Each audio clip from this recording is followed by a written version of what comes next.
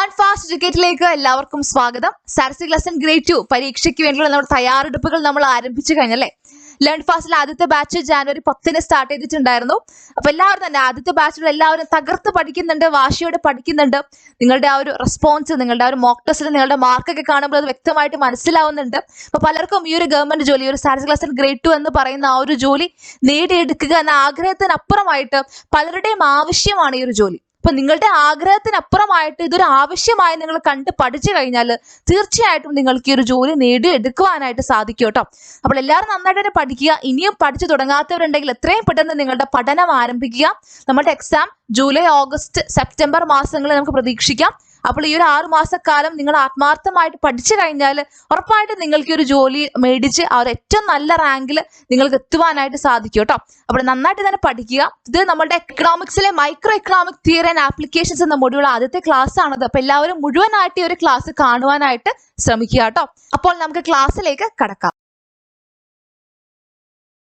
അപ്പോൾ ഈ ഒരു ക്ലാസ്സിൽ നമ്മൾ പഠിക്കാനായിട്ട് പോകുന്നത് theory of consumer behaviour, cardinal utility and ordinal utility, marginal utility, total utility, indifference curves, budget line and budget set. ഇത്രയും ടോപ്പിക്സ് ആണ് കേട്ടോ. ഇത്രയും ടോപ്പിക്സ് നിങ്ങൾക്ക് വളരെ ക്ലിയർ ആയിട്ട് ഈ ഒരു ക്ലാസ്സിൽ നിന്ന് വളരെ സിമ്പിൾ ആയിട്ട് തന്നെ പഠിച്ചെടുക്കുവാനായിട്ട് സാധിക്കും കേട്ടോ. അപ്പോൾ നമുക്ക് പഠിച്ചു തുടങ്ങാം അല്ലേ. അപ്പോൾ നമ്മളിന്ന് പഠിക്കുവാനായിട്ട് പോകുന്നത് മൈക്രോ എക്കണോമിക്സിലെ തിയറി ഓഫ് കൺസ്യൂമർ ബിഹേവിയർ എന്ന ഭാഗമാണ്. അപ്പോൾ എല്ലാവരും റെഡിയല്ലേ പഠിക്കാനായിട്ട്? അപ്പോൾ എന്താണ് consumer behaviour? Theory of consumer ബിഹേവിയറിൽ കൺസ്യൂമർ എന്താണെന്ന് നമ്മൾ ആദ്യം അറിഞ്ഞിരിക്കണം. അപ്പോൾ ഏറ്റവും ബേസിക് ആയിട്ടുള്ള ആ ഒരു ഭാഗം മുതൽ തന്നെ നമ്മൾ പഠിച്ചു പോകുന്നതാണ്. അപ്പോൾ ആരാണ് കൺസ്യൂമർ? ഞാനൊരു കൺസ്യൂമർ ആണ്. ഞാൻ പല പ്രൊഡക്ട്സ് വാങ്ങിക്കാറുണ്ട്, ഞാൻ പല സർവീസസും യൂസ് ചെയ്യാറുണ്ട്. നിങ്ങളൊരു കൺസ്യൂമർ ആണ് അല്ലെ. നിങ്ങളിപ്പോൾ ഒരു സർവീസ് വാങ്ങിച്ചിരിക്കുകയല്ലേ, ഓൺലൈൻ കോച്ചിങ് ക്ലാസ് നിങ്ങൾ പൈസ കൊടുത്തിട്ട് വാങ്ങിച്ചിരിക്കുകയല്ലേ, നിങ്ങൾ സർവീസ് അവിടെ യൂസ് ചെയ്യുന്നില്ലേ, അല്ലെ കൺസ്യൂം ചെയ്യുന്നില്ലേ? നിങ്ങളൊരു കൺസ്യൂമർ അല്ലേ. നിങ്ങൾ പലതരത്തിലുള്ള ഫുഡ് നിങ്ങൾ സ്വിഗ്ഗി വഴി അല്ലെങ്കിൽ സൊമാറ്റോ വഴി എല്ലാം തന്നെ നിങ്ങൾ വാങ്ങിക്കുന്നുണ്ട്. നിങ്ങളൊരു കൺസ്യൂമർ ആണ്. നമ്മൾ എല്ലാവരും തന്നെ കൺസ്യൂമേഴ്സ് ആണ്. അപ്പൊ നമ്മൾ ഏത് രീതിയിലാണ് ഓരോ തീരുമാനങ്ങൾ എടുക്കുന്നത്?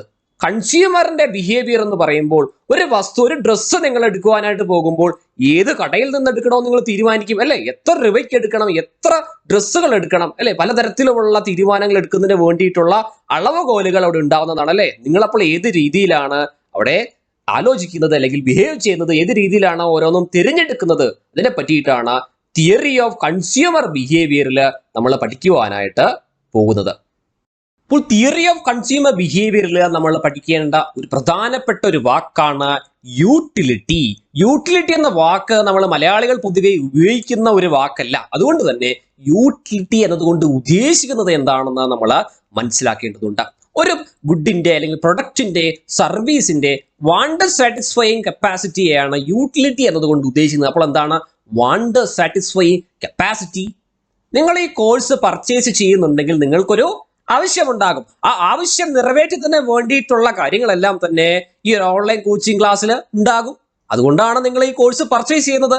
ഇല്ലെങ്കിൽ നിങ്ങൾക്ക് കോഴ്സ് പർച്ചേസ് ചെയ്യേണ്ട ആവശ്യം വരുന്നില്ല. അപ്പോൾ നിങ്ങളുടെ ആവശ്യം നിറവേറ്റുന്നതിന് വേണ്ടിയിട്ട് ഈ ഒരു സർവീസിനുള്ള ആ ഒരു കപ്പാസിറ്റിയാണ് ഈ ഒരു സർവീസിന്റെ യൂട്ടിലിറ്റി എന്ന് പറയുവാനായിട്ട് സാധിക്കുക. നിങ്ങൾക്ക് ലഡ്ഡു ഇഷ്ടമാണോ? നിങ്ങൾക്ക് ലഡ്ഡു ആവശ്യമുണ്ട് അല്ലേ. നിങ്ങൾക്ക് ഇഷ്ടമാണെന്നുണ്ടെങ്കിൽ ആ ഒരു ആഗ്രഹം, നിങ്ങൾ കഴിക്കണമെന്നുള്ള ആഗ്രഹം ഉണ്ടാകും. അപ്പോൾ അത് കഴിക്കുന്നതിലൂടെ അവിടെ എന്ത് കിട്ടുന്നു? നിങ്ങൾക്ക് നിങ്ങളുടെ ആവശ്യം നിറവേറ്റപ്പെടുന്നു. അപ്പോൾ ആ ലഡ്ഡുവിനുള്ള യൂട്ടിലിറ്റി എന്താണെന്ന് പറയാൻ സാധിക്കും? അതിന്റെ വാണ്ട് സാറ്റിസ്ഫൈയിങ് കപ്പാസിറ്റി. അതായത് നിങ്ങളുടെ ആവശ്യം നിറവേറ്റുന്നതിന് വേണ്ടിയിട്ട് ആ ലഡ്ഡുവിന് സാധിച്ചു. നിങ്ങളുടെ ആവശ്യം നിറവേറ്റുന്നതിന് വേണ്ടിയിട്ട് ആ ഒരു സിനിമയ്ക്ക് സാധിച്ചു അല്ലെ. അപ്പോൾ ഒരു സിനിമ കാണാൻ പോകുന്നു, വെറുതെ നിങ്ങൾ സിനിമ കാണാൻ പോകുമോ? അപ്പൊ നിങ്ങൾ സിനിമ കാണാൻ പോകുന്നുണ്ടെങ്കിൽ ആ സിനിമയ്ക്ക് ഒരു യൂട്ടിലിറ്റി ഉണ്ടാകും. എന്താണ് ഉദ്ദേശിക്കുന്നത്? അവിടെ നിങ്ങൾ സിനിമ കാണുന്നതിലൂടെ നിങ്ങളുടെ വാണ്ട് സാറ്റിസ്ഫൈഡ് ആകുന്നു, നിങ്ങളുടെ ആവശ്യം നിറവേറ്റപ്പെടുന്നു. അപ്പോൾ ആ രീതിയിൽ നമ്മൾക്ക് യൂട്ടിലിറ്റിയെ ഡിഫൈൻ ചെയ്യുവാനായിട്ട് സാധിക്കും. അപ്പോൾ ഉദ്ദേശിക്കുന്നത് നമ്മൾക്ക് സാറ്റിസ്ഫാക്ഷൻ എത്ര നല്ല രീതിയിൽ ഒരു പ്രൊഡക്റ്റ് നൽകുന്നു, എത്ര നല്ല രീതിയിൽ ഒരു സർവീസ് നൽകുന്നു, അതിനെയാണ് അല്ലെങ്കിൽ ആ ഒരു വാണ്ട് സാറ്റിസ്ഫൈങ് കപ്പാസിറ്റിയെയാണ് യൂട്ടിലിറ്റി എന്ന് ഡിഫൈൻ ചെയ്യുന്നത്. അപ്പോൾ സ്വാഭാവികമായിട്ടും ഒരു സാമ്പത്തിക ശാസ്ത്രജ്ഞൻ എങ്ങനെയായിരിക്കും ചിന്തിച്ചിട്ടുണ്ടാവുക? ഒരു പ്രൊഡക്റ്റിന് അല്ലെങ്കിൽ കമ്മോഡിറ്റിക്ക്, സർവീസിന് അതിന്റെ വാണ്ട് സാറ്റിസ്ഫൈങ് കപ്പാസിറ്റി ആയിട്ടുള്ള യൂട്ടിലിറ്റി മെഷർ ചെയ്യാൻ സാധിച്ചു കഴിഞ്ഞാലോ അല്ലെ. ഇപ്പോൾ ഒരു സർവീസ് എത്ര നല്ല രീതിയിൽ അത് പോകുന്നുണ്ട്, അതിന് എത്രത്തോളം ആവശ്യക്കാരുണ്ട്, അപ്പോൾ അതിന്റെ യൂട്ടിലിറ്റി മനസ്സിലാക്കി കഴിഞ്ഞാൽ മാർക്കറ്റിലെ ട്രെൻഡ് എന്താണെന്ന് മനസ്സിലാക്കുവാനായിട്ട് സാധിക്കും. ഇതെല്ലാം തന്നെ ബിസിനസ്സിന് വളരെയധികം ഉപയോഗപ്രദമായിട്ടുള്ള കാര്യമാണല്ലേ അല്ലെ? സാമ്പത്തിക ശാസ്ത്രത്തിലെ വളരെയധികം പ്രധാനപ്പെട്ട ഒരു പോയിന്റ് കൂടിയാണ്. അപ്പോൾ ഈ യൂട്ടിലിറ്റി മെഷർ ചെയ്യുന്നതിന് വേണ്ടിയിട്ടുള്ള മെത്തേഡ്സ് എന്തൊക്കെയാണ് അല്ലെങ്കിൽ അപ്രോച്ചസ് എന്തൊക്കെയാണ്? രണ്ട് തരത്തിലാണ്. ഒന്ന് cardinal utility approach. Cardinal utility അപ്രോച്ചിൽ നമ്മൾ യൂട്ടിലിറ്റിയെ എങ്ങനെ മെഷർ ചെയ്യുന്നു? കാർഡിനൽ യൂട്ടിലിറ്റി അനാലിസിസിലൂടെ മെഷർ ചെയ്യുന്നു. അപ്പോൾ കാർഡിനൽ യൂട്ടിലിറ്റി അനാലിസിസിലുള്ള കാര്യങ്ങളെ പറ്റിയിട്ട് നമ്മൾ പഠിക്കുന്നതാണ്. അതുപോലെ തന്നെ മറ്റൊരു അപ്രോച്ച് ഉണ്ട്, ഓർഡിനൽ യൂട്ടിലിറ്റി അപ്രോച്ച്. അപ്പോൾ ഓർഡിനൽ യൂട്ടിലിറ്റി അപ്രോച്ചിൽ വരുന്ന ഓർഡിനൽ യൂട്ടിലിറ്റി അനാലിസിസ് എന്താണെന്ന് നമ്മൾ പഠിക്കുന്നതാണ്. ഇപ്പോൾ കാർഡിനൽ യൂട്ടിലിറ്റി അപ്രോച്ചിൽ നമ്മൾക്ക് എന്തൊക്കെയാണ് പഠിക്കാനുള്ളത്? എന്താണ് കാർഡിനൽ യൂട്ടിലിറ്റി അപ്രോച്ച് എന്നതുകൊണ്ട് ഉദ്ദേശിക്കുന്നത്? ഞാനൊരു ലഡ്ഡു കഴിക്കുകയാണ് അല്ലെ, നല്ല ലഡ്ഡു, നല്ല സ്വാദുള്ള ലഡ്ഡു അല്ലെങ്കിൽ നല്ല മധുരമുള്ള ലഡ്ഡു എന്ന് ഞാൻ പറയുന്നു. അതിന് പകരമായിട്ട് നല്ല ലഡ്ഡു, ഈ ലഡ്ഡുവിന് ഞാനൊരു 20 മാർക്ക് കൊടുക്കുന്നു എന്ന് പറഞ്ഞു കഴിഞ്ഞാലോ, നമ്മൾ പറയുകയാണ്, ചുമ്മാ 20 മാർക്ക് കൊടുക്കുകയാണ്. അപ്പോൾ ഇവിടെ നമ്മൾ ഒരു ലഡ്ഡു കഴിക്കുമ്പോൾ നമ്മൾക്ക് ആ ലഡ്ഡുവിന്റെ യൂട്ടിലിറ്റിയെ അല്ലെങ്കിൽ എത്രത്തോളം സാറ്റിസ്ഫാക്ഷൻ, ലെവൽ ഓഫ് സാറ്റിസ്ഫാക്ഷൻ എത്രത്തോളം നല്ല രീതിയിൽ അല്ലെങ്കിൽ ലെവൽ ഓഫ് സാറ്റിസ്ഫാക്ഷൻ എത്രയാണ് ആ ലഡ്ഡു നൽകിയിട്ടുള്ളത് എന്നതിന് നമ്മൾ ഒരു നമ്പർ വെച്ചിട്ട് അസൈൻ ചെയ്യുകയാണെങ്കിൽ, ഓക്കെ, അപ്പോൾ അതാണ് അവിടെ കാർഡിനൽ യൂട്ടിലിറ്റി അപ്രോച്ചിൽ വരുന്നത്. നമ്മൾ നമ്പേഴ്സ് വെച്ചിട്ട്, കാർഡിനൽ നമ്പേഴ്സ് വെച്ചിട്ട് ലെവൽ ഓഫ് സാറ്റിസ്ഫാക്ഷനെ അല്ലെങ്കിൽ ഒരു പ്രൊഡക്റ്റിന്റെ അല്ലെങ്കിൽ സർവീസിന്റെ യൂട്ടിലിറ്റിയെ മെഷർ ചെയ്യുകയാണ്. കാർഡിനൽ യൂട്ടിലിറ്റി അപ്രോച്ചിൽ നമ്മൾ കാർഡിനൽ നമ്പേഴ്സ് വെച്ചിട്ട് ലെവൽ ഓഫ് സാറ്റിസ്ഫാക്ഷനെ അല്ലെങ്കിൽ ഒരു കമ്മ്യൂണിറ്റിയുടെയോ സർവീസിന്റെയോ ആ ഒരു എന്താണ് വാണ്ട് സാറ്റിസ്ഫൈങ് കപ്പാസിറ്റിയെ അല്ലെങ്കിൽ യൂട്ടിലിറ്റിയെ മെഷർ ചെയ്യുകയാണ്. അപ്പോൾ ഒരു ലഡ്ഡു കഴിച്ചപ്പോൾ അവിടെ 20 എന്ന് പറയുന്ന ഒരു സംഖ്യ കൊടുത്ത് അസൈൻ ചെയ്യുന്നു. അതാണ് എനിക്ക് ഒരു ലഡ്ഡു കഴിച്ചതിലൂടെ കിട്ടിയിട്ടുള്ള ഒരു ലെവൽ ഓഫ് സാറ്റിസ്ഫാക്ഷൻ, അല്ലെങ്കിൽ ആ ഒരു ലഡ്ഡുവിനുള്ള യൂട്ടിലിറ്റി 20 ആണെന്ന് ഞാൻ പറയുകയാണ്. അപ്പോൾ ഞാൻ പറയുന്നത് 20 ആണ്, മറ്റൊരാൾ പറയുന്നതോ മറ്റൊരാൾ പറയുന്നത് വേറെ രീതിയിലായിരിക്കും. അപ്പോൾ അതാണ് കാർഡിനൽ യൂട്ടിലിറ്റി അപ്രോച്ചിലെ ഒരു പ്രശ്നം. ഓരോ വ്യക്തികളും ഓരോ സെയിം പ്രൊഡക്റ്റും തന്നെ വേറെ രീതിയിൽ നമ്പേഴ്സ് അസൈൻ ചെയ്തിരിക്കാം. അപ്പോൾ ഞാൻ ഒരു ലഡ്ഡുവിന് 20 എന്ന് പറഞ്ഞിട്ട് കൊടുക്കുകയാണ്, ഒരു 20 എന്ന് പറഞ്ഞിട്ട് ഒരു കാർഡിനൽ നമ്പർ അസൈൻ ചെയ്യുകയാണ്. ഒരു ലഡ്ഡു കഴിക്കുന്നതിലൂടെ എനിക്ക് കിട്ടുന്ന അല്ലെങ്കിൽ യൂട്ടിലിറ്റി എന്ന് പറയുന്നത്, ലഡ്ഡുവിന്റെ യൂട്ടിലിറ്റി എന്ന് പറയുന്നത് 20 എന്ന് പറഞ്ഞിട്ട് അസൈൻ ചെയ്യുന്നു. 2 ലഡ്ഡു കഴിക്കുമ്പോഴോ, 2 ലഡ്ഡു കഴിക്കുന്ന സമയത്ത് അവിടുത്തെ ആ ഒരു യൂട്ടിലിറ്റിയെ ഞാൻ മെഷർ ചെയ്യുകയാണ്. 30 എന്ന് പറഞ്ഞിട്ടൊരു നമ്പർ ഞാൻ കൊടുക്കുകയാണ്. 3 ലഡ്ഡു കഴിക്കുന്ന സമയത്തോ ഞാനൊരു നമ്പർ കൊടുക്കുകയാണ് 32. അപ്പോൾ ഇവിടെ നമുക്ക് ചില ടേംസ് പഠിക്കുവാനായിട്ടുണ്ട്. റൈറ്റ് സൈഡിൽ കൊടുത്തിരിക്കുന്നത് നോക്കുക. Utils, initial utility, total utility, marginal utility. അതിൽ ഏറ്റവും പ്രധാനപ്പെട്ടത് ടോട്ടൽ യൂട്ടിലിറ്റിയും മാർജിനൽ യൂട്ടിലിറ്റിയുമാണ്. അപ്പോൾ ഈ ടോട്ടൽ യൂട്ടിലിറ്റി വെച്ചിട്ടും മാർജിനൽ യൂട്ടിലിറ്റി വെച്ചിട്ടുമാണ് നമ്മൾ മെയിനായിട്ട് കാർഡിനൽ യൂട്ടിലിറ്റി അപ്രോച്ചിൽ യൂട്ടിലിറ്റിയെ മെഷർ ചെയ്യുന്നത്. അപ്പോൾ എന്താണ് യൂട്ടിൽസ് എന്നതുകൊണ്ട് ഉദ്ദേശിക്കുന്നത്? നമ്മൾ ഈ കൊടുക്കുന്ന നമ്പർ ഉണ്ടല്ലോ, ഇപ്പോൾ 1 സെന്റിമീറ്റർ നമ്മൾ പറയില്ലേ, അതുപോലെ 20 യൂട്ടിൽസ്, അവിടുത്തെ യൂണിറ്റ് ആണ് യൂട്ടിൽസ്. 20 യൂട്ടില്, 30 യൂട്ടില്, 32 യൂട്ടില് അല്ലെങ്കിൽ യൂട്ടിൽസ് എന്ന് പറഞ്ഞിട്ടാണ് നമ്മൾ അവിടെ ആ ഒരു യൂണിറ്റ് നൽകുന്നത്. ഇനീഷ്യൽ യൂട്ടിലിറ്റി എന്താണ്? നിങ്ങൾ ലഡ്ഡു കഴിച്ചിട്ടില്ല, നിങ്ങൾ ഒരു ലഡ്ഡു എടുത്ത് കഴിക്കുകയാണ്, ആദ്യത്തെ ഒരു ലഡ്ഡു എടുത്ത് നിങ്ങൾ കഴിക്കുകയാണ്. അപ്പോൾ നിങ്ങൾ അതിന് ഒരു നമ്പർ അസൈൻ ചെയ്യുന്നു, കാർഡിനൽ നമ്പർ അസൈൻ ചെയ്യുന്നു, അതിന്റെ യൂട്ടിലിറ്റി ആയിട്ട് നിങ്ങൾ പറയുന്നു 20. അതാണ് ഇനീഷ്യൽ യൂട്ടിലിറ്റി. ഇനി അവിടെ ഒരു ലഡ്ഡുവേ ഉള്ളൂ, വേറെ ലഡ്ഡു ഒന്നുമില്ല, ഒരു ലഡ്ഡുവേ ഉള്ളൂ. അപ്പോൾ നിങ്ങൾ ഒരു ലഡ്ഡു കഴിക്കുന്നു, മുഴുവനായിട്ടുള്ള ആകെയുള്ള ഒരു ലഡ്ഡു ആണ് നിങ്ങൾ കഴിച്ചു. അപ്പോൾ അവിടുത്തെ ടോട്ടൽ യൂട്ടിലിറ്റി എന്താണ്? 20. ഇനീഷ്യൽ യൂട്ടിലിറ്റി എന്താണ്? അതും 20. എന്നാൽ അവിടെ മറ്റൊരു ലഡ്ഡു കൂടി ഉണ്ട്. നിങ്ങൾ 2 ലഡ്ഡു കഴിച്ചിരിക്കുന്നു. നിങ്ങൾ ആ 2 ലഡ്ഡു കഴിച്ചപ്പോൾ ആ 2 ലഡ്ഡുവിന്റെയും യൂട്ടിലിറ്റി ആയിട്ട് അല്ലെങ്കിൽ ലെവൽ ഓഫ് സാറ്റിസ്ഫാക്ഷൻ എന്ന രീതിയിൽ നിങ്ങളൊരു കാർഡിനൽ നമ്പർ അസൈൻ ചെയ്യുന്നു 30. അപ്പോൾ 2 ലഡ്ഡു കഴിച്ചു, അപ്പോൾ അവിടെയുള്ള കാർഡിനൽ നമ്പർ എത്രയാണ്? 30. ചെറിയൊരു വ്യത്യാസം വന്നല്ലേ. എന്താണ് വ്യത്യാസം വന്നത്? 10. വന്ന വ്യത്യാസം എന്താണ്? 10. ഈ 10 എന്ന് പറയുന്നത് എന്താണ് ഇവിടെ ഉദ്ദേശിക്കുന്നത്? 30 - 20 = 10. എന്താണ് ഉദ്ദേശിക്കുന്നത്? അതാണ് ഇവിടുത്തെ മാർജിനൽ യൂട്ടിലിറ്റി. അതായത് ആദ്യത്തേത് നിന്ന് രണ്ടാമത് ലഡ്ഡു കൂടി കഴിച്ചപ്പോൾ ഉണ്ടായിട്ടുള്ള വ്യത്യാസം, അല്ലെങ്കിൽ ഒരു ലഡ്ഡു കഴിക്കുന്നതും 2 ലഡ്ഡു കഴിക്കുന്നതും തമ്മിലുള്ള വ്യത്യാസം, അവിടെയുള്ള ലെവൽ ഓഫ് സാറ്റിസ്ഫാക്ഷനിലെ ആ ഒരു വ്യത്യാസത്തെ സൂചിപ്പിക്കുന്നതാണ് മാർജിനൽ യൂട്ടിലിറ്റി. ആകെ 2 ലഡുവേ ഉള്ളൂ എങ്കിൽ നിങ്ങൾക്ക് അവിടെ ആ ഒരു കാർഡിൽ നമ്പർ 30 എന്ന് കാണുകയും ചെയ്യാം. അപ്പോൾ ആ 30 എന്ന് പറയുന്നതാണ് ടോട്ടൽ യൂട്ടിലിറ്റി എന്ന് പറയാം. എന്നാൽ അവിടെ മൂന്നാമത് ലഡു ഉണ്ട്. ആകെ 3 ലഡുവേ ഉള്ളൂ, മൂന്നാമത് ലഡു ഉണ്ട്. മൂന്നാമത്തെ ലഡു കൂടി കഴിച്ചപ്പോൾ അല്ലെങ്കിൽ 3 ലഡു കഴിച്ചപ്പോൾ ആ ഒരു 3 ലഡു നൽകിയിട്ടുള്ള ലെവൽ ഓഫ് സാറ്റിസ്ഫാക്ഷൻ എന്ന് പറയുന്നത് 32 ആണ് എന്ന് നിങ്ങൾ പറയുകയാണ്.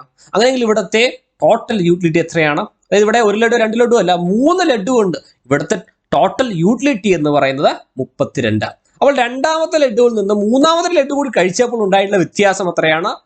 2. അപ്പോൾ ഈ 2 ഒന്ന് തന്നെയാണ് മാർജിനൽ യൂട്ടിലിറ്റി. അപ്പോൾ നേരത്തെ ഉണ്ടായിരുന്ന മാർജിനൽ യൂട്ടിലിറ്റി എത്രയായിരുന്നു? അത് 1 നിന്ന് 2 വന്നപ്പോഴത്തേക്ക് മാർജിനൽ യൂട്ടിലിറ്റി 10. 2 നിന്ന് 3 വന്നപ്പോൾ മാർജിനൽ യൂട്ടിലിറ്റി 2. ഈ 10 മാർജിനൽ യൂട്ടിലിറ്റി തന്നെയാണ്. രണ്ടും എഴുതിയിരിക്കുന്നത് മാർജിനൽ യൂട്ടിലിറ്റി തന്നെയാണ്. അപ്പോൾ എന്താണ് ടോട്ടൽ യൂട്ടിലിറ്റി എന്ന് മാർജിനൽ യൂട്ടിലിറ്റി എന്ന് നമുക്ക് വിശദമായിട്ട് ഒന്നുകൂടി പഠിക്കേണ്ടതുണ്ട്. നോക്കുക, initial utility. Initial utility is the satisfaction അല്ലെങ്കിൽ level of satisfaction we get from consuming the first unit of a good of service. ആദ്യത്തെ ഒരു ലഡു നിങ്ങളെടുത്ത് കഴിക്കുകയാണ്, അപ്പോൾ നിങ്ങൾക്ക് ഉണ്ടാവുന്ന ആ ഒരു ലെവൽ ഓഫ് സാറ്റിസ്ഫാക്ഷൻ അല്ലെങ്കിൽ ആ ഒരു യൂട്ടിലിറ്റിയെ നിങ്ങൾ സൂചിപ്പിക്കാം ഇനീഷ്യൽ യൂട്ടിലിറ്റി. Initial utility. അപ്പൊ 3 ലഡു കൂടി ഉണ്ടെന്ന് കരുതുക. 3 ലഡു ഉണ്ട്. അപ്പോൾ ആദ്യത്തെ ലഡു കഴിക്കുമ്പോഴുള്ള യൂട്ടിലിറ്റി എത്രയാണ്? 20. അപ്പോൾ ഇവിടുത്തെ ഇനീഷ്യൽ യൂട്ടിലിറ്റി എത്രയാണ്? 20. അപ്പോൾ 3 ലഡു ഉണ്ട്. 3 ലഡു നിങ്ങൾ കഴിക്കുമ്പോൾ നിങ്ങൾക്ക് എത്ര സാറ്റിസ്ഫാക്ഷൻ ഉണ്ടാകുന്നു? എത്ര ടോട്ടൽ സാറ്റിസ്ഫാക്ഷൻ എത്രയാണ് നിങ്ങളുടെ? അതാണ് ടോട്ടൽ യൂട്ടിലിറ്റി എന്നതുകൊണ്ട് ഉദ്ദേശിക്കുന്നത്. അതായത് എത്രത്തോളം പ്രൊഡക്ട്സ് അവിടെ ഉണ്ടോ അതെല്ലാം കൺസ്യൂം ചെയ്തതിനു ശേഷം നിങ്ങൾക്ക് ഉണ്ടാകുന്ന ആ ഒരു സാറ്റിസ്ഫാക്ഷൻ ലെവല്, അതിനെയാണ് നമ്മൾക്ക് ടോട്ടൽ യൂട്ടിലിറ്റി എന്ന് പറയുവാനായിട്ട് സാധിക്കുക. അപ്പോൾ മാർജിനൽ യൂട്ടിലിറ്റി എന്തായിരുന്നു? മാർജിനൽ യൂട്ടിലിറ്റി എന്തായിരുന്നു? 1 ലഡുവിൽ നിന്ന് 2 ലഡുവിലേക്ക് വന്നപ്പോൾ ഉണ്ടായിട്ടുള്ള വ്യത്യാസം 10. അതാണ് അവിടുത്തെ മാർജിനൽ യൂട്ടിലിറ്റി. 2 നിന്ന് 3 ലഡുവിലേക്ക് വന്നപ്പോൾ ഉണ്ടായിട്ടുള്ള വ്യത്യാസം 2. അതാണ് ഇവിടുത്തെ മാർജിനൽ യൂട്ടിലിറ്റി. അപ്പോൾ ഈ മാർജിനൽ യൂട്ടിലിറ്റി നോക്കുക. ആദ്യം 10 ആയിരുന്നു, പിന്നെ 2 ആണ്. 4ാമതൊരു ലഡു കൂടി കഴിക്കുമ്പോൾ നിങ്ങൾ പറയും മതി, ഇനി വേണ്ട, അല്ലേ? ചിലപ്പോൾ നമ്മളുടെ ആ ഒരു 32 എന്നുള്ളത് ചിലപ്പോൾ 31 ആകും, ചിലപ്പോൾ 32 എന്നുള്ളത് 33 ആകും, ചിലപ്പോൾ അത് 32 തന്നെ ആകും. മടുക്കും, അല്ലേ? 4ാമതൊരു ലഡുവും കഴിക്കുമ്പോഴത്തേക്ക് അതിനുള്ള കപ്പാസിറ്റി ഉണ്ടാവില്ല. 3 ലഡു കഴിക്കുമ്പോൾ തന്നെ നമ്മൾ മടുക്കും. 4ാമതൊരു ലഡു വരുമ്പോൾ നിങ്ങൾ അവിടെ കൊടുക്കുന്ന ആ ലെവൽ, നിങ്ങളുടെ ലെവൽ ഓഫ് സാറ്റിസ്ഫാക്ഷനിൽ ചിലപ്പോൾ വ്യത്യാസം ഉണ്ടാവില്ല, ചിലപ്പോൾ 32 തന്നെയായിരിക്കും. അപ്പോൾ അവിടെ മാർജിനൽ യൂട്ടിലിറ്റി എന്ന് പറയുന്നത് എന്തായിരിക്കും? 32 നിന്ന് 32 പോയി കഴിഞ്ഞാൽ അവിടെ വ്യത്യാസമൊന്നുമില്ലല്ലോ. അപ്പോൾ അവിടെ മാർജിനൽ യൂട്ടിലിറ്റി 0 ആയിരിക്കും. അതേസമയം നിങ്ങൾക്ക് വീണ്ടും ലഡുവിന് കിട്ടുന്ന സമയത്ത് നിങ്ങൾക്ക് വളരെയധികം ബുദ്ധിമുട്ട് അനുഭവപ്പെടുന്നു. അപ്പോൾ നിങ്ങൾ അവിടെ 32 എന്നുള്ളത് ചിലപ്പോൾ നേരെ കുറച്ച് 31, 29, 30 ഒക്കെ ആക്കും. അപ്പോൾ കുറയും. അപ്പോൾ മാർജിനൽ യൂട്ടിലിറ്റി പോസിറ്റീവ് എന്നത് മാറിയിട്ട് നെഗറ്റീവ് ആവും. അപ്പോൾ മാർജിനൽ യൂട്ടിലിറ്റിക്ക് പോസിറ്റീവ് ആകാം, 0 ആകാം, നെഗറ്റീവ് ആകാം. ആ ഒരു പോയിന്റ് നോട്ട് ചെയ്ത് വെക്കുക. Marginal utility can be positive, 0 or negative. Situation അനുസരിച്ച് അത് മാറ്റം വരും. ഇനി ടോട്ടൽ യൂട്ടിലിറ്റിയെ കുറച്ചുകൂടി തിയറിറ്റിക്കലായിട്ട് നമ്മൾക്കൊന്ന് അപ്രോച്ച് ചെയ്യാം. ടോട്ടൽ യൂട്ടിലിറ്റി എന്താണെന്ന് മനസ്സിലായല്ലോ. എത്ര ക്വാണ്ടിറ്റീസ് അവിടെ ഉണ്ട്, എത്ര ക്വാണ്ടിറ്റി അവിടെ ഉണ്ട്, ഫിക്സ്ഡ് ആയിട്ടുള്ള ഒരു നമ്പർ ഓഫ് ക്വാണ്ടിറ്റി അവിടെ ഉണ്ട്. അതെല്ലാം തന്നെ നിങ്ങൾ ഉപയോഗിച്ച് കഴിയുമ്പോൾ, കൺസ്യൂം ചെയ്ത് കഴിയുമ്പോൾ നിങ്ങൾക്ക് ഉണ്ടാവുന്ന ഒരു ലെവൽ ഓഫ് സാറ്റിസ്ഫാക്ഷൻ അല്ലെങ്കിൽ ടോട്ടൽ സാറ്റിസ്ഫാക്ഷൻ എത്രയാണ്, അതാണ് ഉദ്ദേശിക്കുന്നത് ടോട്ടൽ യൂട്ടിലിറ്റി. അപ്പോൾ 1 ലഡുവേ ഉള്ളൂ എങ്കിൽ നോക്കുക, 1 ലഡുവേ ഉള്ളൂ എങ്കിൽ നിങ്ങൾക്ക് അവിടെ ലഭിക്കുന്ന ആ ഒരു ലെവൽ ഓഫ് സാറ്റിസ്ഫാക്ഷൻ അതിനെ നമ്മൾക്ക് TU1 എന്ന് കൊടുക്കാം. എന്നാൽ അവിടെ 1 ലഡു അല്ല, ഒരു പാത്രത്തില് 1 ലഡു അല്ല, 2 ലഡു ഉണ്ട്. നിങ്ങൾക്ക് വേണമെങ്കിൽ 2 ലഡുവും കഴിക്കാം. അപ്പോൾ അതിലെ മുഴുവൻ ലഡു കഴിച്ചു എന്ന് പറയുന്നപ്പോഴാണ് 2 ലഡുവും കഴിക്കുമ്പോഴാണ്. അവിടെ ആകെ 2 ലഡു ഉണ്ടാവുമെന്ന് കരുതുക. ആ 2 ലഡുവും കഴിക്കുമ്പോൾ നിങ്ങൾക്ക് ഉണ്ടാവുന്ന ലെവൽ ഓഫ് സാറ്റിസ്ഫാക്ഷൻ അതിനെ TU2 എന്ന് കൊടുക്കാം. TU2. ഇനി 3 ലഡു അവിടെ ശരിക്കും ഉണ്ട്, 3 ലഡു ഉണ്ട്. അപ്പൊ 3ഉം കഴിക്കുമ്പോഴാണ് നമ്മൾക്കത് മുഴുവൻ കഴിച്ചു എന്ന് പറയാൻ സാധിക്കുക. അപ്പോൾ 3 ലഡുവും കഴിക്കുമ്പോൾ ഉണ്ടാകുന്ന ഒരു ലെവൽ ഓഫ് സാറ്റിസ്ഫാക്ഷനെ TU അല്ലെങ്കിൽ ടോട്ടൽ യൂട്ടിലിറ്റി 3 അല്ലെങ്കിൽ TU3 ഈസ് ഈക്വൽ ടു 32 എന്ന് പറഞ്ഞിട്ട് നമുക്ക് നൽകാൻ സാധിക്കും. അപ്പോൾ ഇങ്ങനെയാണ് നമ്മൾക്ക് ടോട്ടൽ യൂട്ടിലിറ്റി റെപ്രസെന്റ് ചെയ്യാൻ സാധിക്കുക. ഇൻ ജനറൽ അവിടെ n നമ്പർ ഓഫ് ലഡൂസ് ഉണ്ടെന്ന് കരുതുക, അല്ലെങ്കിൽ n നമ്പർ ഓഫ് പ്രൊഡക്ട്സ് ഉണ്ടെന്ന് കരുതുക. അപ്പോൾ n പ്രൊഡക്ട്സ് നമ്മൾ കൺസ്യൂം ചെയ്യുമ്പോൾ എന്താ സംഭവിക്കുന്നത്? TU1 ഉണ്ടാവും, TU2 ഉണ്ടാവും, അല്ലെ? അപ്പോൾ n നമ്പർ ഓഫ് ഉണ്ടെങ്കിൽ നമുക്ക് അവിടെ TUN ആണ് എഴുതാൻ സാധിക്കുക, അല്ലെ?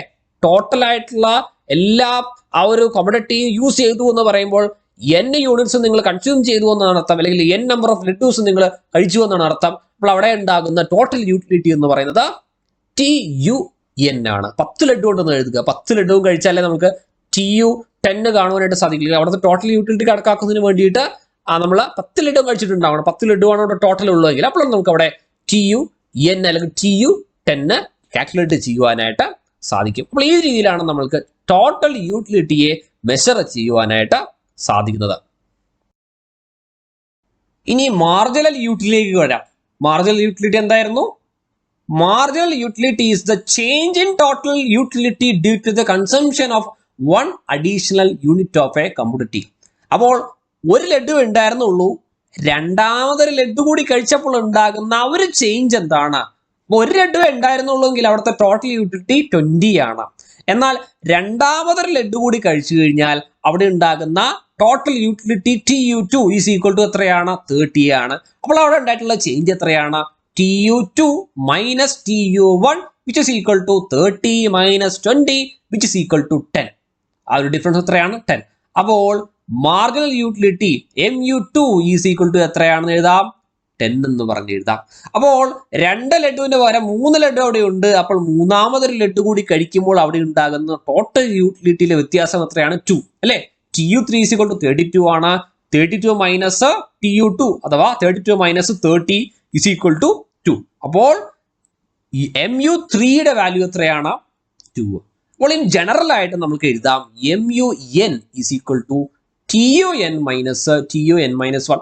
ഈ ഒരു ഫോർമുല ഒന്ന് നോട്ട് ചെയ്ത് വെക്കുക. MUN is equal to TUN minus 1. So എക്സാമിന് വേണമെങ്കിൽ വളരെ സിമ്പിൾ ആയിട്ട് ക്വസ്റ്റ്യൻ ചോദിക്കാം. താഴെ കൊടുത്തിരിക്കുന്നവയിൽ ടോട്ടൽ യൂട്ടിലിറ്റിയെയും മാർജിനൽ യൂട്ടിലിറ്റിയെയും തമ്മിൽ കണക്ട് ചെയ്യുന്ന ഇക്വേഷൻ ഏതാണ്? വളരെ സിമ്പിൾ ക്വസ്റ്റ്യൻ ആണ്. പക്ഷെ ഇത് അറിയാത്ത ഒരാൾക്ക് എഴുതാൻ പറ്റില്ല. അപ്പോൾ നിങ്ങളത് അറിയണം, നിങ്ങളത് പഠിക്കണം, നിങ്ങളത് റിവൈസ് ചെയ്യണം. എന്നാൽ മാത്രമേ കുറച്ച് നാൾ കഴിഞ്ഞിട്ട് എക്സാം വരുന്ന സമയത്ത് നിങ്ങൾക്കത് എക്സാം ഹാളിൽ വെച്ച് ഓർത്തെടുത്ത് ആൻസർ ചെയ്യുവാനായിട്ട് സാധിക്കുക. അപ്പോൾ അതുകൊണ്ട് നല്ലതുപോലെ റിവൈസ് ചെയ്ത് തന്നെ പഠിക്കുവാനായിട്ട് ശ്രമിക്കുക.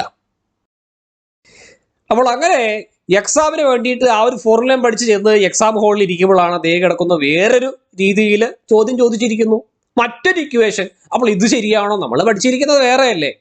നമ്മൾ പഠിച്ചിരിക്കുന്നത് മറ്റൊരു ഇക്വേഷൻ ആണ്.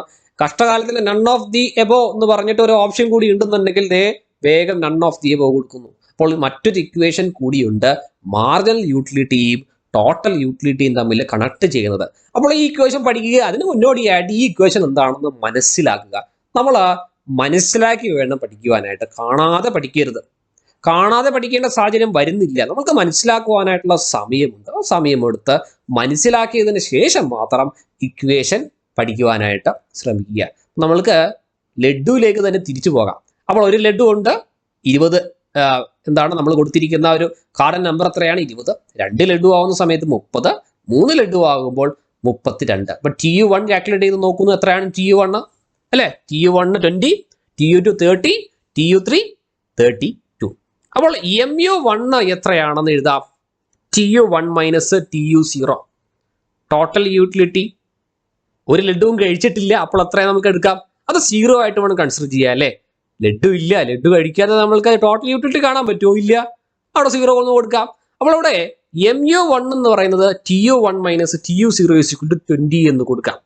ചില പുസ്തകങ്ങളിൽ മാർജിനൽ യൂട്ടിലിറ്റി MU1 എന്ന് പറയുന്ന ഒരു കോൺസെപ്റ്റ് ഇല്ല. ചില പുസ്തകങ്ങളിൽ MU1 എന്ന് പറഞ്ഞിട്ട് കൊടുക്കാറില്ല, എന്നാൽ ചില പുസ്തകങ്ങളിൽ MU1 കൊടുക്കാറുണ്ട്. അപ്പോൾ അത് ഓതേഴ്സിന്റെ ഒരു രീതി അനുസരിച്ചാണ്. നിങ്ങൾക്ക് എങ്ങനെ വേണമെങ്കിലും പഠിക്കും, കുഴപ്പമൊന്നുമില്ല. അതായത് നമ്മൾ ലഡ്ഡു ഒന്നും ഇല്ലാത്തൊരു സാഹചര്യത്തിൽ അതിന് യൂട്ടിലിറ്റി ഉണ്ടോ? ഇല്ലേ? ലഡ്ഡു നമ്മൾ കഴിക്കാനില്ല, കഴിക്കുമ്പോൾ ലെവൽ ഓഫ് സാറ്റിസ്ഫാക്ഷൻ കിട്ടുള്ളൂ. ഇല്ലാതെ എന്ത് ലെവൽ ഓഫ് സാറ്റിസ്ഫാക്ഷൻ? വായുവിൽ നിന്ന് എടുത്ത് കഴിക്കാൻ പറ്റില്ലല്ലോ അല്ലേ? അപ്പോൾ അവിടെ TU0 എന്നുള്ളത് 0 ആയിട്ട് കൺസിഡർ ചെയ്യുക.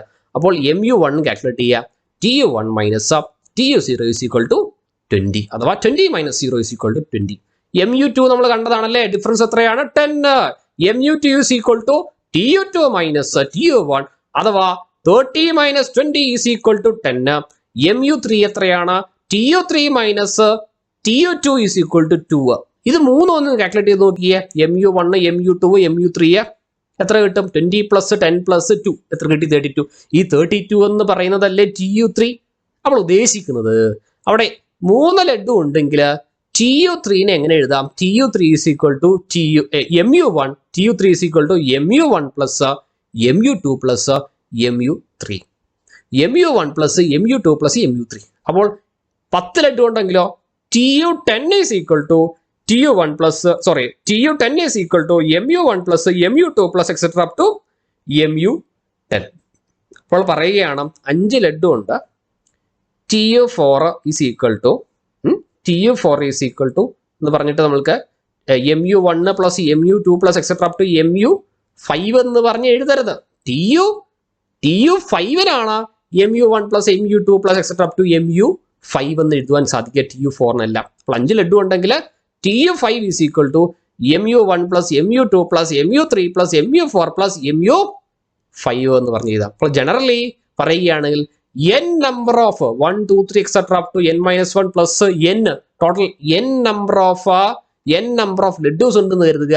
അങ്ങനെയെങ്കിൽ ടോട്ടൽ യൂട്ടിലിറ്റി n ledus ആയിരിക്കുമ്പോൾ ടോട്ടൽ യൂട്ടിലിറ്റി TU2 അല്ലെങ്കിൽ ടോട്ടൽ സാറ്റിസ്ഫാക്ഷൻ എന്ന് പറയുന്നത് മാർജിനൽ സാറ്റിസ്ഫാക്ഷൻ, ഒരെണ്ണം കഴിക്കുമ്പോൾ ഉണ്ടാകുന്ന മാർജിനൽ സാറ്റിസ്ഫാക്ഷൻ, രണ്ടാമതൊന്നുകൂടി കഴിക്കുമ്പോൾ ഉണ്ടാകുന്ന മാർജിനൽ സാറ്റിസ്ഫാക്ഷൻ, അതായത് MU1 plus MU2 plus MU3 etcetera up to MUN വരെ.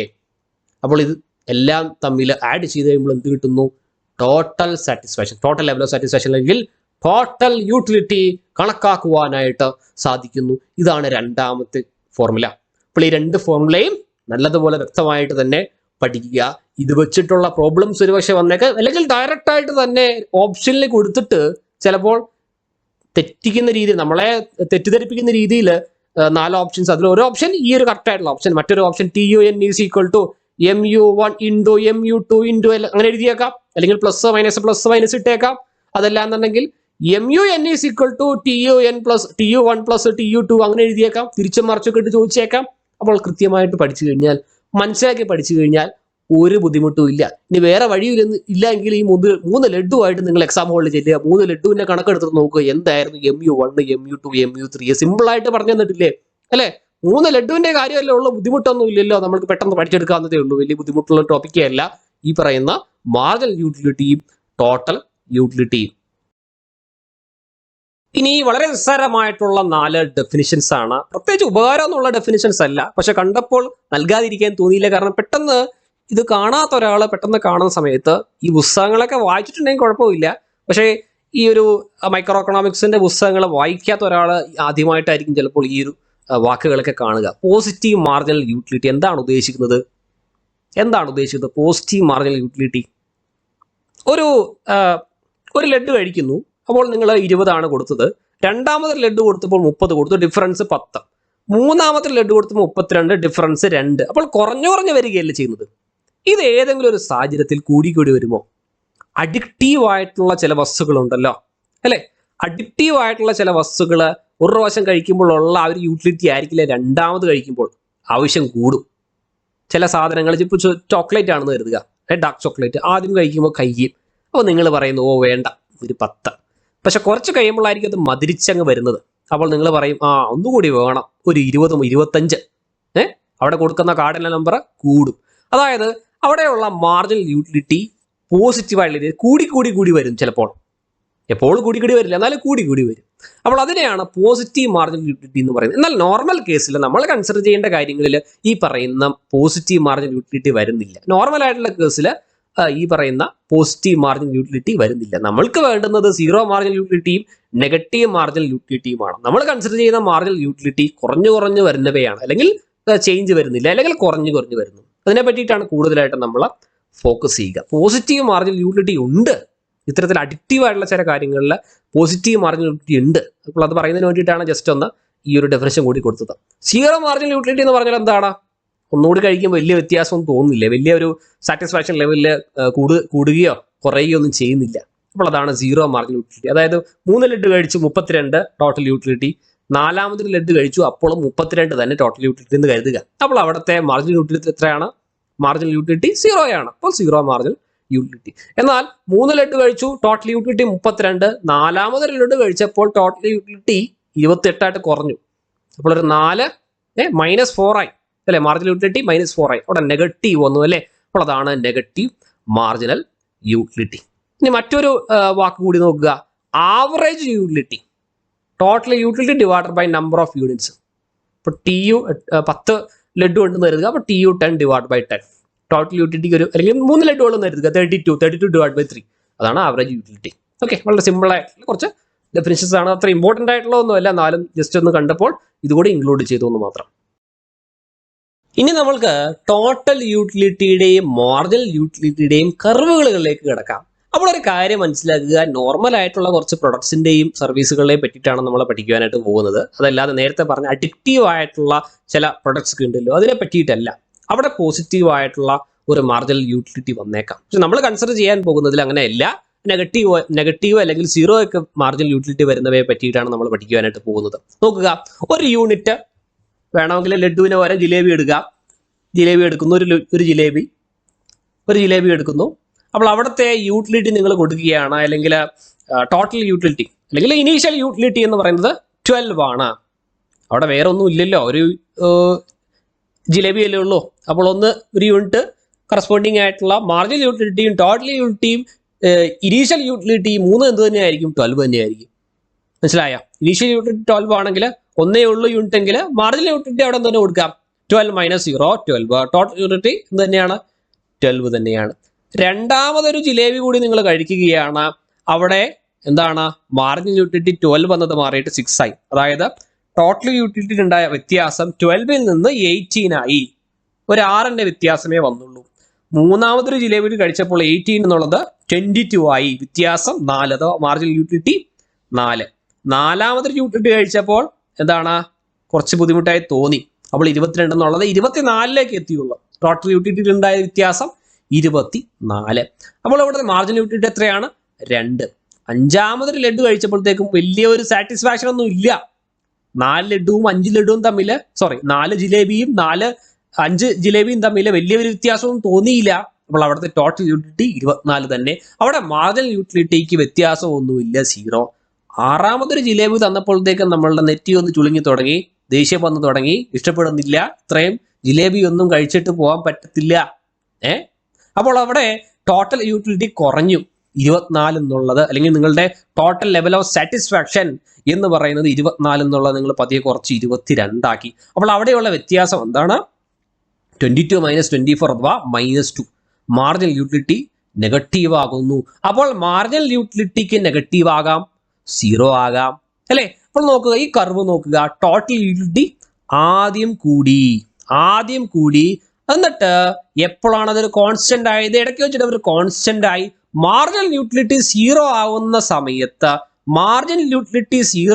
സമയത്ത് ഏറ്റവും മുകളിലായിട്ട് എത്തി. ടോട്ടൽ യൂട്ടിലിറ്റിയുടെ ആ ഒരു കർവ് നോക്കുക, റെഡ് കളറിലെ, അതിൽ ഏറ്റവും മുകളിൽ പീക്ക് ലെവലിൽ എത്തിയിരിക്കുന്നത് എപ്പോഴാണ്? മാർജിനൽ യൂട്ടിലിറ്റി കോൺസ്റ്റന്റ് ആയ സമയത്ത് അല്ലെങ്കിൽ 0 ആയ സമയത്താണ് ടോട്ടൽ യൂട്ടിലിറ്റിയുടെ ഹയസ്റ്റ് വാല്യൂയിലേക്ക് എത്തുവാനായിട്ട് സാധിച്ചത്. അതിനുശേഷം പിന്നീട് അങ്ങോട്ട് കുറഞ്ഞു വരുന്നു, ഡിമിനിഷിങ് ആയിട്ട് വരുന്നു. അപ്പോൾ ഇവിടെ ടോട്ടൽ യൂട്ടിലിറ്റി കൂടുന്നുണ്ടെങ്കിലും ആ കൂടുന്നത് അത്ര വലിയ രീതിയിലല്ല, കുറഞ്ഞു വരികയാണ്. ആദ്യം വലിയ രീതിയിൽ 12 എന്നുള്ളത് 18 ആയി. പക്ഷെ പിന്നീട് അങ്ങോട്ട് 18 എന്നുള്ള 22, പിന്നെ അവർ ആഡ് ചെയ്ത് വരുന്ന ആ ഒരു വാല്യൂ കുറഞ്ഞു വരികയല്ല ചെയ്യുന്നത്. അപ്പോൾ ഡിമിനിഷിങ് ആയിട്ടാണെന്നുണ്ടെങ്കിൽ കൂടുകയുണ്ടായി, അതിനുശേഷം കോൺസ്റ്റന്റ് ആയിട്ട് ഒന്ന് നിന്നു, പിന്നെ അങ്ങോട്ട് നെഗറ്റീവ് താഴത്തോട്ട് വരികയാണ് ടോട്ടൽ യൂട്ടിലിറ്റിക്ക് സംഭവിച്ചത്. എന്നാൽ മാർജിനൽ യൂട്ടിലിറ്റി എന്താണ് നോക്കുക, 12, 6, 4, 2, 0, -2 എന്ന് പറഞ്ഞിട്ട് താഴേക്ക് വരികയാണ്. മാർജിനൽ യൂട്ടിലിറ്റി നേരെ താഴേക്ക് വരികയാണ്. അപ്പോൾ ഈ ഒരു കർവിനെ പറ്റിയിട്ട് നമുക്ക് കൂടുതലായിട്ട് പഠിക്കേണ്ടതുണ്ട്. അപ്പോൾ അങ്ങനെ മാർജിനൽ യൂട്ടിലിറ്റിയുടെ കർവും ടോട്ടൽ യൂട്ടിലിറ്റിയുടെ കർവും നമ്മളൊന്ന് മനസ്സിലാക്കി കഴിഞ്ഞാൽ 3 പോയിന്റ്സ്, പ്രധാനപ്പെട്ട ഒരു 3 പോയിന്റ്സ് നമുക്ക് എഴുതുവാനായിട്ട് സാധിക്കും. എന്തൊക്കെയൊക്കെ തമ്മിൽ കണക്ട് ചെയ്യുന്നത്? ടോട്ടൽ യൂട്ടിലിറ്റിയും മാർജിനൽ യൂട്ടിലിറ്റിയും തമ്മിൽ കണക്ട് ചെയ്യുന്ന 3 പോയിന്റ്സ് കൂടി നമ്മൾക്ക് പഠിക്കുവാനായിട്ട് സാധിക്കും. നോക്കി, ആദ്യത്തെ പോയിന്റ് എന്താണ്? When marginal utility diminishes but positive. Marginal utility കുറഞ്ഞു വരികയാണ്, എന്നാൽ പോസിറ്റീവ് ആയിട്ടാണ് വരുന്നത്. അതായത് 18 എന്നുള്ളത് 16 ആകുന്നു, 12 ആകുന്നു. അതായത് കുറഞ്ഞാണ് വരുന്നത്, പക്ഷെ പോസിറ്റീവ് വാല്യൂ ആണ്. ആ ഒരു സാഹചര്യത്തിൽ ടോട്ടൽ യൂട്ടിലിറ്റി എന്താകുന്നു? ഇൻക്രീസ് ചെയ്തുകൊണ്ടേയിരിക്കുന്നു, ഡിമിനിഷിംഗ് റേറ്റിൽ. അതായത് ഇൻക്രീസ് ചെയ്യുന്നുണ്ട്, എന്നാൽ ആ ഇൻക്രീസ് ചെയ്യുന്ന ആ ഒരു വേഗത കുറഞ്ഞു വരികയാണ്. എന്നാലും അത് ഇൻക്രീസ് ചെയ്യുക തന്നെയാണ് ചെയ്യുന്നത്. പിന്നീട് അതൊരു കോൺസ്റ്റന്റ് വാല്യൂയിലേക്ക് എത്തുന്നു, ഒരു മാക്സിമം വാല്യൂ. ടോട്ടൽ യൂട്ടിലിറ്റിയുടെ ഒരു മാക്സിമം വാല്യൂ അച്ചീവ് ചെയ്യുന്നു. ആ ഒരു സാഹചര്യത്തിലായിരിക്കും മാർജിനൽ യൂട്ടിലിറ്റി 0 ആയിട്ടുണ്ടാവുക അല്ലെ. ആ ഒരു പീക്കിലെ മാർജിനൽ യൂട്ടിലിറ്റി 0 ആയപ്പോഴാണ് ടോട്ടൽ യൂട്ടിലിറ്റിയുടെ മാക്സിമം അച്ചീവ് ചെയ്തത്. അപ്പോഴാണത് എന്താണ്, അതിനുശേഷമാണത് കുറഞ്ഞു വരുവാനും തുടങ്ങിയത്. അപ്പോൾ അതിനുശേഷം മാർജിനൽ യൂട്ടിലിറ്റി നെഗറ്റീവ് ആകുന്നു. അതോടുകൂടി ടോട്ടൽ യൂട്ടിലിറ്റിയുടെ ആ ഒരു വാല്യൂ കുറഞ്ഞു വരുന്നു. Total utility diminishes. പ്രധാനപ്പെട്ട 3 പോയിന്റുകളാണ്. അപ്പോൾ ഇവിടെ ഒരു ക്വസ്റ്റ്യൻ ക്രിയേറ്റ് ചെയ്യാം. Which of the following are true? 3 option ഉണ്ട്. 4ാമത്തെ ഒരു ഓപ്ഷൻ വേണമെങ്കിൽ തെറ്റിച്ച് കൊടുക്കാം, അല്ലെങ്കിൽ നൺ ഓഫ് ദി അബോവ് കൊടുക്കാം, അല്ലെങ്കിൽ ഓൾ ഓഫ് ദി അബോവ് കൊടുക്കാം അല്ലേ. അതായിരിക്കും കുറച്ചുകൂടി നല്ലത്. All of the above. 4 option ഉണ്ട്. All of the above. When marginal utility diminishes but positive, total utility increases at a diminishing rate. When marginal utility is 0, total utility is maximum. When marginal utility is negative, total utility diminishes. ഇതിലെ ഓരോ point എടുത്ത് പോകണമെങ്കിലും വ്യത്യസ്തമായിട്ടുള്ള 4 options ആക്കാം. Okay, അപ്പോൾ പ്രധാനപ്പെട്ട കാര്യങ്ങളാണ്. ആ ഒരു ഫിഗർ എല്ലാം മനസ്സിലുണ്ടെന്നുണ്ടെങ്കിൽ ഈ ഒരു കാര്യങ്ങൾ എഴുതി ചെയ്ത് കാണാതെ പഠിക്കേണ്ട ആവശ്യമൊന്നുമില്ല. അല്ലാതെ തന്നെ നമുക്ക് മനസ്സിലാവും, സംഭവം മനസ്സിലാവും അല്ലേ. ക്വസ്റ്റ്യൻ ചോദിച്ചു കഴിഞ്ഞാൽ, എക്സാമിന് ക്വസ്റ്റ്യൻ കണ്ടു കഴിഞ്ഞാൽ നിങ്ങൾക്ക് അത് ഓർത്തെടുത്ത് എഴുതുവാനായിട്ട് സാധിക്കും. കാണാതെ പഠിച്ചു പോകേണ്ട സാഹചര്യം വരുന്നില്ല. അപ്പോൾ നമ്മൾ പറഞ്ഞല്ലോ മാർജിനൽ യൂട്ടിലിറ്റി ഇങ്ങനെ കുറഞ്ഞു വരികയാണ്. അപ്പോൾ അതുമായി ബന്ധപ്പെട്ട് ഒരു ലോ ഉണ്ട്, law of diminishing marginal utility. Law of diminishing marginal utility എന്താണ് ഉദ്ദേശിക്കുന്നത്? ലഡുവിന്റെ കാര്യം ഒന്ന് കൺസിഡർ ചെയ്യാം. ആദ്യം കഴിക്കുമ്പോൾ കുഴപ്പമൊന്നും ഉണ്ടാവില്ല, പക്ഷെ ഓരോന്ന് കഴിക്കും തോറും നമ്മളുടെ ലെവൽ ഓഫ് സാറ്റിസ്ഫാക്ഷനിൽ ചെറിയ വ്യത്യാസം വരും അല്ലേ. നമുക്ക് ചെറിയ ബുദ്ധിമുട്ടുകൾ അനുഭവപ്പെട്ട് വരും. അപ്പോൾ കഴിക്കും തോറും കൺസംഷൻ ഇൻക്രീസ് ചെയ്യുന്നതിലൂടെ എന്താണ് സംഭവിക്കുക? കൺസംഷൻ ഇൻക്രീസ് ചെയ്തുകൊണ്ടിരിക്കും തോറും നമ്മളുടെ ആ ഒരു ലെവൽ ഓഫ് സാറ്റിസ്ഫാക്ഷനിലെ കുറവ് വന്നേക്കാം. The law of diminishing marginal utility States that marginal utility from consuming each additional unit of commodity, ഓരോ അഡീഷണൽ ആയിട്ടുള്ള യൂണിറ്റ്സ് കൺസ്യൂം ചെയ്യുന്നതിലൂടെ എന്ത് സംഭവിക്കുന്നു? നമ്മളുടെ ഒരു ടോട്ടൽ യൂട്ടിലിറ്റിയിൽ കുറവ് വരുന്നു. It States that marginal utility from consuming each additional unit of A commodity declines as it's consumption increases. Consumption increase ചെയ്യുന്നതിലൂടെ, ഓരോ ലഡു എക്സ്ട്രാ ആയിട്ട് കഴിക്കുന്നതിലൂടെ, ഓരോ അഡീഷണൽ ആയിട്ട് ലഡു കഴിക്കും തോറും എന്ത് പറ്റുന്നു? മാർജിനൽ യൂട്ടിലിറ്റി കുറഞ്ഞു വരുന്നു. അപ്പോൾ ഇവിടെ ചില കാര്യങ്ങൾ കൂടി നമ്മൾ കൺസിഡർ ചെയ്യണം. While keeping consumption of other commodities constant. മറ്റു കാര്യങ്ങൾ നമ്മൾ ഇടയ്ക്ക് കയറി ഒരു അച്ചാർ എടുത്ത് കഴിക്കരുത് ലഡു കുറെ കഴിക്കാനായിട്ട്. ഒരുപാട് ലഡു കഴിക്കുമ്പോൾ നമുക്ക് ബുദ്ധിമുട്ടാവും. ഇന്ന് ചില ആൾക്കാരുണ്ടല്ലോ, ചില സാധനങ്ങൾ സേവിക്കുന്ന സമയത്ത് കുറച്ച് അച്ചാർ കൂടി എടുത്ത് കഴിക്കും. ഇതിനു വേണ്ടിയിട്ടാണ് കൂടുതൽ കഴിക്കാനായിട്ട്. അപ്പോൾ അങ്ങനെയുള്ള കാര്യങ്ങളൊന്നും ചെയ്യരുത്. അല്ലാതെയുള്ള കേസിലാണ് പറയുന്നത് ലഡു മാത്രം കഴിക്കുന്നു.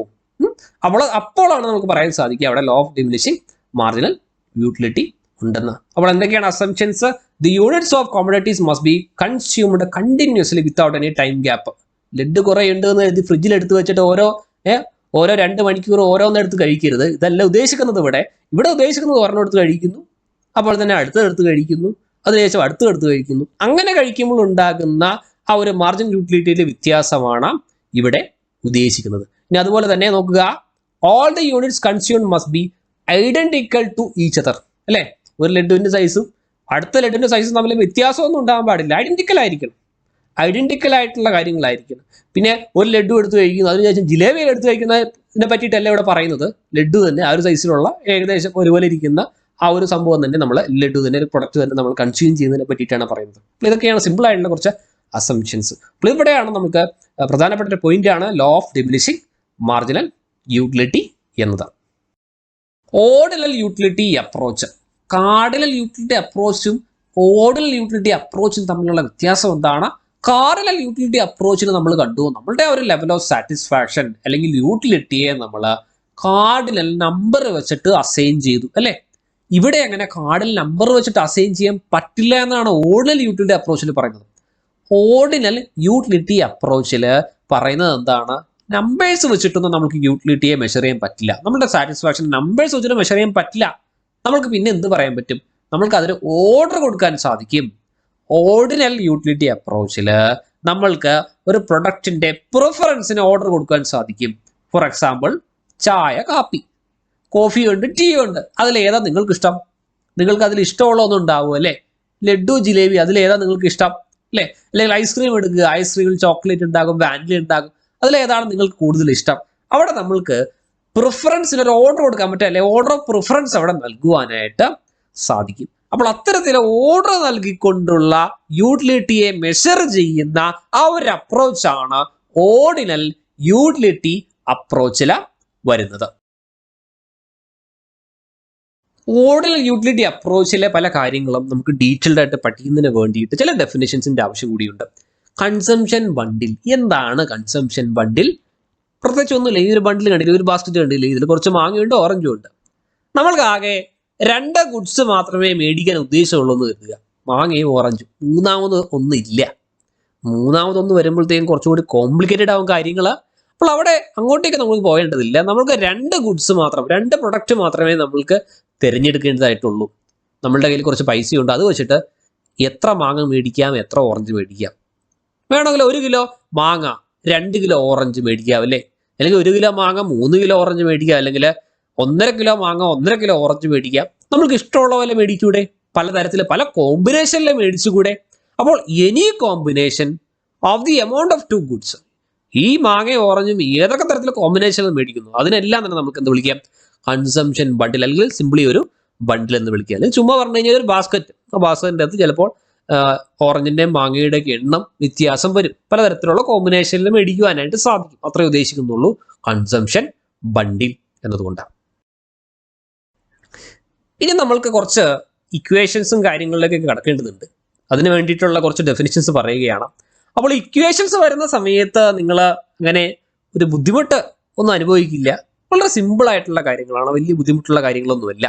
നമ്മൾക്ക് മനസ്സിലാക്കി പോയി കഴിഞ്ഞാൽ കാണാതെ ഒന്നും ഒരു ഇക്വേഷനും പഠിച്ചിട്ട് പോകേണ്ട അവസ്ഥ വരില്ല. സിമ്പിളായിട്ട് നമുക്ക് പഠിച്ചു നോക്കാവുന്നതേ ഉള്ളൂ, ഒരു ബുദ്ധിമുട്ടും വരില്ല.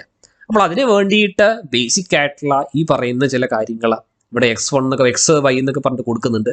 അപ്പോൾ എന്താണ് x എന്ന് ഉദ്ദേശിക്കുന്നത്, എന്താണ് y എന്ന് ഉദ്ദേശിക്കുന്നത്, അല്ലെങ്കിൽ x1 എന്താണ്, x2 എന്താണ്, അപ്പോൾ അത്തരം കാര്യങ്ങളൊന്നും ശ്രദ്ധിച്ച് കേൾക്കണം. എനിക്ക് 2 പ്രൊഡക്ട്സ് ഉണ്ട് ഇവിടെ, മാംഗോയും ഓറഞ്ചും. മാംഗോവിൻ്റെ ക്വാണ്ടിറ്റിയെ ഞാൻ x1 എന്ന് ഡിനോട്ട് ചെയ്യുന്നു, ഓറഞ്ചിൻ്റെ ക്വാണ്ടിറ്റിയെ ഞാൻ x2 എന്ന് ഡിനോട്ട് ചെയ്യുന്നു. നിങ്ങളുടെ ഇഷ്ടം x1 x2 അല്ല, എക്സും വൈയും ആണെന്ന് നിങ്ങൾക്ക് അങ്ങനെ കൊടുക്കാം അല്ലേ. മാംഗോയുടെ എണ്ണം x എന്ന് കൊടുക്കുന്നു, ഓറഞ്ചിൻ്റെ എണ്ണം x2 എന്ന് കൊടുക്കുന്നു. ചില പുസ്തകങ്ങൾ നോക്കി ചിലപ്പോൾ അങ്ങനെയായിരിക്കാം. അതല്ല എന്നുണ്ടെങ്കിൽ മാംഗോയിൻ്റെ എണ്ണം സ്മോൾ ലെറ്റർ a എന്നും ഓറഞ്ചിൻ്റെ എണ്ണം സ്മോൾ ലെറ്റർ b എന്നും. അത് പല പുസ്തകങ്ങളും പല രീതിയിലുള്ള നൊട്ടേഷൻസ് ആയിരിക്കും. നിങ്ങളുടെ ഇഷ്ടത്തിനനുസരിച്ച് നിങ്ങൾക്ക് ചെയ്യാം. അപ്പോൾ മാംഗോസിൻ്റെ എണ്ണം അല്ലെങ്കിൽ മാങ്ങയുടെ എണ്ണം x1 ആണ്, അല്ലെങ്കിൽ അതിൻ്റെ ക്വാണ്ടിറ്റി എന്ന് പറയുന്നത് x1 ആണെന്ന് കരുതുക. എത്ര കിലോ മാങ്ങയുണ്ട്? x1. ഓറഞ്ചിൻ്റെ എണ്ണം x2. എത്ര കിലോ മാങ്ങ ഉണ്ട്, അല്ല സോറി, എത്ര കിലോ ഓറഞ്ച് ഉണ്ട്? x2. അപ്പോൾ x1ഉം x2ഉം ഈ കിലോ അല്ലേ പറയുന്നത്, പോസിറ്റീവ് അല്ലെങ്കിൽ 0 ആകാം അല്ലേ. പോസിറ്റീവ് ആവും, 0. അതായത് നിങ്ങൾക്ക് മാംഗോയും ഓറഞ്ചും മേടിക്കണം, മാംഗോയും ഓറഞ്ചും മേടിക്കണം, കടയിലോട്ട് ചെല്ലുന്നത് നിങ്ങൾക്ക് മാംഗോ വേണ്ട, ഓറഞ്ച് മാത്രം മതി. അപ്പോൾ മാംഗോവിൻ്റെ ക്വാണ്ടിറ്റി എത്രയാണ്? 0 അല്ലേ. നെഗറ്റീവായിട്ട് മേടിക്കാൻ പറ്റുമോ? അല്ലേ, നെഗറ്റീവ് എന്ന് പറയുന്ന കോൺസെപ്റ്റ് വരുന്നില്ല. ഇവിടെ പോസിറ്റീവ് അല്ലെങ്കിൽ 0. അപ്പോൾ x1ൻ്റെ x2ൻ്റെ വാല്യൂ പോസിറ്റീവ് അല്ലെങ്കിൽ 0. അപ്പോൾ ഒരു ബ്രാക്കറ്റ് ഇട്ടിട്ട് x1, x2 എന്ന് പറഞ്ഞു കൊടുത്തു കഴിഞ്ഞാൽ എന്താണ് റെപ്രസെന്റ് ചെയ്യുന്നത്? ഇറ്റ് ഈസ് എ ബണ്ടിൽ അല്ലേ. അതൊരു ബണ്ടിലാണ്, ഇതൊരു ബാസ്ക്കറ്റ് ആണെന്ന് കരുതുന്നത്. ഒരു ബാസ്ക്കറ്റിൽ കുറച്ച് മാംഗോ ഉണ്ട്, ഓറഞ്ചും ഉണ്ട്. അതിൽ എത്ര മാംഗോ ഉണ്ട് അതാണ് x1, എത്ര ഓറഞ്ച് ഉണ്ട് അതാണ് x2. അപ്പോൾ x1, x2 എന്ന് എഴുതി കഴിഞ്ഞാൽ അതിനർത്ഥം എന്താണ്? അവിടെ ആ ഒരു ബാസ്ക്കറ്റിൽ അല്ലെങ്കിൽ ബണ്ടില് x1 മാംഗോസ് ഉണ്ട്, x2 ഓറഞ്ച് ഉണ്ട്. എക്സാമ്പിൾ ആയിട്ട് പറഞ്ഞു കഴിയുകയാണെങ്കിൽ 5, 10 ഇടുകയാണ്. ഈ 5 ഉദ്ദേശിക്കുന്നത് നമ്പർ ഓഫ് മാംഗോസ് ആണെന്ന് കരുതുക, 10 ഉദ്ദേശിക്കുന്ന നമ്പർ ഓഫ് ഓറഞ്ചസ് ആണെന്ന് കരുതുക. നമുക്ക് അപ്പോൾ റെപ്രസെന്റ് ചെയ്യാം അല്ലെ. 5, 10 ആണ് ആ ബണ്ടിൽ എന്ന് പറഞ്ഞ് റെപ്രസെന്റ് ചെയ്യാം. പിന്നെ അതേസമയം 10, 5 എന്ന് റെപ്രസെന്റ് ചെയ്ത് കഴിഞ്ഞാലോ അവിടെ 10 മാംഗോസ് ഉണ്ട്, 5 ഓറഞ്ചസ് ഉണ്ട് എന്ന് കൊടുക്കാം. അപ്പോൾ എന്തിനു വേണ്ടിയിട്ടാണ് ഇങ്ങനെയൊക്കെ എഴുതുന്നത്? നമ്മൾക്ക് മനസ്സിലാവുന്ന ഒരു ഭാഷയിൽ സെന്റൻസിൽ എഴുതിക്കൂടെ? അങ്ങനെ എഴുതി സമയം കളയാനായിട്ട് പലർക്കും താല്പര്യമില്ല. അപ്പോൾ അതുകൊണ്ട് എന്ത് ചെയ്യും? ഈ എക്കണോമിസ്റ്റ് അല്ലെങ്കിൽ ഈ മാത്തമാറ്റീഷ്യൻസ് ഇവരെല്ലാവരും എന്ത് ചെയ്യും? ഇവരെല്ലാം ഇങ്ങനെ കാച്ചിക്കുറുക്കിയിട്ട് ചെറിയ ചെറിയ ഫോർമാറ്റിൽ എഴുതും. അപ്പോൾ x1, x2 ഇതാണ് ഉദ്ദേശിക്കുന്നത്. പിന്നെ എപ്പോൾ x1, x2 ഉദ്ദേശിച്ച് കഴിഞ്ഞാൽ ഈ ഒരു ബണ്ടിലാണ് എന്ന് നമുക്ക് അങ്ങനെ പറയാൻ സാധിക്കുന്നു. അപ്പോൾ കുറച്ചും കൂടി എളുപ്പത്തിൽ എഴുതി പോകുവാനായിട്ട് സാധിക്കുന്നു അല്ലേ. പണ്ടൊക്കെ നമ്മൾ എഴുതണമല്ലോ, എല്ലാ പ്രൂഫും കാര്യങ്ങളൊക്കെ എഴുതി പോകണമല്ലോ. അപ്പോൾ അതിന് എളുപ്പത്തിന് വേണ്ടിയിട്ട് ഇത്തരത്തിലുള്ള ടൈംസും കാര്യങ്ങളും ഉപയോഗിക്കും. അത്രയേ ഉള്ളൂ. അപ്പോൾ x1, x2 എന്നുകൊണ്ട് ഉദ്ദേശിക്കുന്നത് ഇവിടെ എന്താണ്? x1 എന്ന് ഉദ്ദേശിക്കുന്നത് ക്വാണ്ടിറ്റി ഓഫ് മാംഗോസ് ആണ്, x2 എന്ന് ഉദ്ദേശിക്കുന്നത് ഓറഞ്ചസ്, ക്വാണ്ടിറ്റി ഓഫ് ഓറഞ്ചസ് ആണ്. സോ x1, x2 എന്നുള്ളതൊരു ബണ്ടിലാണ്. അതിൽ എത്ര മാംഗോസ് ഉണ്ടെന്നും എത്ര ഓറഞ്ചസ് ഉണ്ട് എന്നതുമാണ് ഇവിടെ ആ ഒരു ബ്രാക്കറ്റിൽ x1, x2 എന്നതുകൊണ്ട് ഉദ്ദേശിക്കുന്നത്. ഇനി നോക്കുക, നമ്മൾ ഒരു എക്സാമ്പിൾ എടുക്കുകയാണ്. മാംഗോയിൻ്റെ എണ്ണം 1, ഒരു മാംഗോ എടുക്കുന്നു, കറസ്പോണ്ടിങ് ആയിട്ട് നമ്മളൊരു 4 ഓറഞ്ച് മേടിക്കുന്നു. അല്ലെങ്കിൽ 1 കിലോ മാംഗോ ആണെന്ന് കരുതുക, എണ്ണോ കിലോ എങ്ങനെ വേണമെങ്കിലും ആവാം. നമുക്ക് വേണമെങ്കിൽ എണ്ണ എടുക്കാം അല്ലേ. നമ്മളുടെ കയ്യിൽ കുറച്ചൊരു 50 രൂപ നൽകിയിരിക്കുകയാണ്, നമ്മൾ കടയിൽ പോവുകയാണ്, അല്ലെങ്കിൽ 100 രൂപ നൽകിയിരിക്കുകയാണ്, കടയിൽ പോവുകയാണ്. എന്നിട്ട് മാംഗോയും മേടിക്കണം, മാങ്ങയും മേടിക്കണം, ഓറഞ്ചും മേടിക്കണം. അപ്പോൾ ഒരു മാങ്ങ എടുക്കുന്നു, 4 ഓറഞ്ച് എടുക്കുന്നു. അതല്ലെങ്കിൽ 2 മാങ്ങ എടുക്കുന്നു, 2 ഓറഞ്ച് എടുത്ത് തരുന്നു. അല്ലെങ്കിൽ 5 മാംഗോ എടുക്കുന്നു, 1 ഓറഞ്ച് എടുക്കുന്നു. പലതരത്തിൽ നിങ്ങൾക്ക് മേടിക്കുവാനായിട്ട് സാധിക്കുമല്ലേ. അപ്പോൾ ഇവിടെ വേറൊരു കാര്യം കൂടി കടന്നു വരുത്തുകയാണെന്ന് കരുതുക. ഒരു മാങ്ങയും ഒരു 4 ഓറഞ്ചും എടുക്കുമ്പോൾ നിങ്ങളുടെ മനസ്സിന് തോന്നുന്ന ഒരു ലെവൽ ഓഫ് സാറ്റിസ്ഫാക്ഷൻ ഉണ്ടല്ലോ. ഒരു മാങ്ങ നിങ്ങൾ മേടിക്കുന്നു, അതിൻ്റെ കൂടെ 4 ഓറഞ്ച് മേടിക്കുന്നു, നിങ്ങൾ തിരിച്ച് വീട്ടിലേക്ക് വരും, നിങ്ങളത് കഴിക്കുന്നു. അപ്പോൾ നിങ്ങളുടെ മനസ്സിൽ ഒരു ലെവൽ ഓഫ് സാറ്റിസ്ഫാക്ഷൻ കിട്ടുമല്ലോ. അതേ ലെവൽ ഓഫ് സാറ്റിസ്ഫാക്ഷൻ തന്നെയാണ് 2 മാംഗോയും 2 ഓറഞ്ചും നിങ്ങൾ മേടിച്ചിട്ട് കൺസ്യൂം ചെയ്യുമ്പോൾ നിങ്ങൾക്ക് കിട്ടുന്നത് എന്ന് കരുതുക. ജസ്റ്റ് ഒന്ന് ഇമാജിൻ ചെയ്യുക. സെയിം ലെവൽ ഓഫ് സാറ്റിസ്ഫാക്ഷൻ ലഭിക്കുന്നു. അതുപോലെ 5 മാംഗോ മേടിക്കുന്നു, 1 ഓറഞ്ച് മേടിക്കുന്നു, അത് കൺസ്യൂം ചെയ്യുന്നു. അത് കൺസ്യൂം ചെയ്യുമ്പോൾ നിങ്ങൾക്ക് കിട്ടുന്ന ആ ഒരു ലെവൽ ഓഫ് സാറ്റിസ്ഫാക്ഷൻ എന്ന് പറയുന്നത് സെയിം ആണ്.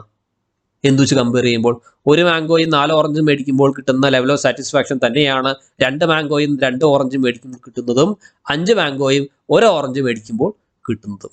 അപ്പോൾ ഇതെല്ലാം തന്നെ നമ്മളെങ്ങനെ ഒരു ഗ്രാഫിൽ വരച്ചു കഴിഞ്ഞാൽ, ഗ്രാഫിൽ നോക്കുക, എക്സ് ആക്സിസിൽ എത്ര മാംഗോ എന്നതാണ് കൊടുത്തിരിക്കുന്നത് x1, വൈ ആക്സിസിൽ എത്ര ഓറഞ്ചസ് എന്നതാണ് x2. അപ്പോൾ ആദ്യത്തെ മാർക്ക് ചെയ്തിരിക്കുന്ന റെഡ് പോയിന്റ് കണ്ടോ, അതിൽ 1 മാംഗോയും 4 ഓറഞ്ചും. അടുത്തത് റെഡ് കണ്ടോ, 2 മാംഗോയും 2 ഓറഞ്ചും. അടുത്തത് 5 മാംഗോയും 5 ഓറഞ്ചും. അപ്പോൾ ഇതെല്ലാം തന്നെ കൂട്ടിച്ചേർത്ത് കൊണ്ട് ഒരു കർവ് വരച്ചു കഴിഞ്ഞാൽ ഈ ഒരു കർവിന്റെ പേരാണ് ഇൻഡിഫറൻസ് കർവ്. അപ്പോൾ എന്താണ് ഇൻഡിഫറൻസ്? വ്യത്യാസമൊന്നുമില്ല, നിങ്ങളുടെ ആ ഒരു സാറ്റിസ്ഫാക്ഷനിലെ വ്യത്യാസം വന്നിട്ടില്ല. 1 മാംഗോയും 4 ഓറഞ്ചും നിങ്ങൾ കൺസ്യൂം ചെയ്യുമ്പോൾ നിങ്ങൾക്ക് കിട്ടുന്ന ലെവൽ ഓഫ് സാറ്റിസ്ഫാക്ഷൻ തന്നെയാണ് 2 മാംഗോയും 2 ഓറഞ്ചും മേടിക്കുമ്പോൾ നിങ്ങൾക്ക് കിട്ടുന്നത്. അപ്പോൾ ആ ഒരു കർവിലൂടെ വരുന്ന എല്ലാ പോയിന്റ്സും തന്നെ എന്താണ്, സെയിം ലെവൽ ഓഫ് സാറ്റിസ്ഫാക്ഷൻ നൽകുന്നു. അവിടെ ഇൻഡിഫറൻസ് ആണ് സാറ്റിസ്ഫാക്ഷൻ, ഡിഫറൻസ് ഇല്ല. സെയിം ലെവൽ ഓഫ് സാറ്റിസ്ഫാക്ഷൻ ആണ്, അല്ലെങ്കിൽ അവിടുത്തെ യൂട്ടിലിറ്റി എന്ന് പറയുന്നത് സെയിം ആണ്. അപ്പോൾ അങ്ങനെ സെയിം ആയിട്ട് വരുന്നു എന്നതുകൊണ്ട് നമുക്ക് ആ ഒരു കർവിനെ ഡിഫറൻസ് ഇല്ലാത്തൊരു കർവിനെ, ഡിഫറൻസ് ഇല്ല അവിടെ സാറ്റിസ്ഫാക്ഷനിൽ, അതുകൊണ്ട് ഇൻഡിഫറൻസ് കർവ് അഥവാ IC എന്ന് പറഞ്ഞ് നോട്ട് ചെയ്യാം. അപ്പോൾ ഇതാണ് ഇൻഡിഫറൻസ് കർവ്. സംഭവം മനസ്സിലായില്ലേ? ഇനി നമ്മൾക്ക് ഇൻഡിഫറൻസ് കർവിന്റെ ഡെഫിനിഷനിലേക്ക് കിടക്കാം. അപ്പോൾ എന്താണ് indifference curve? It refers to the graphical representation of various, ശ്രദ്ധിച്ചു നോക്കുക, ഗ്രാഫിക്കൽ റെപ്രസെന്റേഷൻ ആണല്ലേ. എന്തിന്റെ graphical representation? Various alternative combinations അല്ലെ, പലതരത്തിലുള്ള കോമ്പിനേഷൻസ് ആയിരുന്നു അല്ലെ. മാംഗോയും ഓറഞ്ചും പലതരത്തിലുള്ള കോമ്പിനേഷൻ, പല ബണ്ടിൽസ് നമ്മൾക്ക് എടുക്കാൻ സാധിക്കും അല്ലെ. 1 mango 1 orange, 2 mango 2 orange, 4 mango 1 orange, അങ്ങനെ പലതരത്തിലുള്ള കോമ്പിനേഷൻ എടുക്കാം. ഈ ഏത് കോമ്പിനേഷൻ എടുത്തു കഴിഞ്ഞാലും നിങ്ങൾക്ക് അവിടെ കിട്ടുന്ന ആ ഒരു ലെവൽ ഓഫ് സാറ്റിസ്ഫാക്ഷൻ സെയിം ആണ്. അപ്പോൾ ഇത് റെപ്രസെന്റ് ചെയ്യുന്ന ഒരു ഗ്രാഫിക്കൽ റെപ്രസെന്റേഷൻ അതാണ് ഇൻഡിഫറൻസ് കർവ്. പ്രധാനപ്പെട്ട ചില പോയിന്റ്സ് ഉണ്ട്, അതിൽ 2 ഞാൻ ഇവിടെ നൽകുന്നുണ്ട്. ഇതല്ലാതെ ഉണ്ട് വേറെ. ഇൻഡിഫറൻസ് കർവുമായി ബന്ധപ്പെട്ട് വളരെയധികം ഇമ്പോർട്ടൻ്റ് ആയിട്ടുള്ള പോയിന്റ് ആണ് ഇൻഡിഫറൻസ് കർവ്. IC എന്ന് വിളിക്കാം ഷോർട്ട് ഫോമിൽ. ICs അല്ലെങ്കിൽ indifference curves are strictly convex to the origin. അപ്പോൾ ഈ ഒരു ഷേപ്പിൽ വരച്ചു കഴിഞ്ഞാൽ അതിനെ നമ്മൾക്ക് കോൺവെക്സ് കർവ് എന്ന് വിളിക്കാം. അതിനെ കോൺവെക്സ് കർവ് എന്ന് വിളിക്കാം. ഒറിജിൻ എന്ന് പറയുന്നത് എന്താണ്? 0 0. അപ്പോൾ ഈ ഒരു ഷേപ്പിൽ വരക്കുകയാണ്. അങ്ങനെയെങ്കിൽ ഈ ഒരു ഷേപ്പിനെ നമുക്ക് എന്തെന്ന് വിളിക്കാം?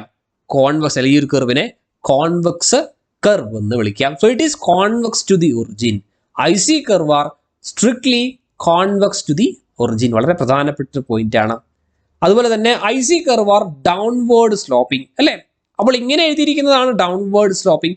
അതല്ല ഇനി കൂടിക്കൂടി വരികയാണെങ്കിലോ 1 1 2 2 എന്നുള്ള രീതിയിൽ നമ്മൾ നേരെ ഒരു വര വരയ്ക്കുകയാണെങ്കിലോ, ഡൗൺവേർഡ് സ്ലോപ്പിംഗ് എന്ന് ഉദ്ദേശിക്കുന്നത് ഈ ഒരു ഷേപ്പിൽ വരയ്ക്കുകയാണെങ്കിൽ അത് എന്താണ്? Upward sloping. നമ്മൾക്ക് ഇവിടെ ലഭിച്ചിരിക്കുന്നത് ഡൗൺവേർഡ് സ്ലോപ്പിംഗ്. സോ IC കർവുകൾ കോൺവെക്സ് ടു ദി ഒറിജിൻ ആണ്, strictly convex to the origin ആണ്. അതുപോലെ തന്നെ IC കർവുകൾ ഡൗൺവേർഡ് സ്ലോപ്പിംഗ് ആണ്. വളരെ പ്രധാനപ്പെട്ട, വളരെ അധികം ഇമ്പോർട്ടൻ്റ് ആയിട്ടുള്ള 2 പോയിന്റ്സ് ആണ് IC കർവുമായി ബന്ധപ്പെട്ട് ചോദിക്കാൻ ചാൻസ് ഉള്ളതാണ്. അതുകൊണ്ട് തെറ്റിക്കരുത്. വേണമെങ്കിൽ ഒരു തെറ്റിക്കുന്ന രീതിയിൽ രണ്ട് ഓപ്ഷൻസ് തരിക. 2 ഓപ്ഷൻസ് ആണ്, അതിൽ ഏതാണ് ശരി എന്ന് പറയുക.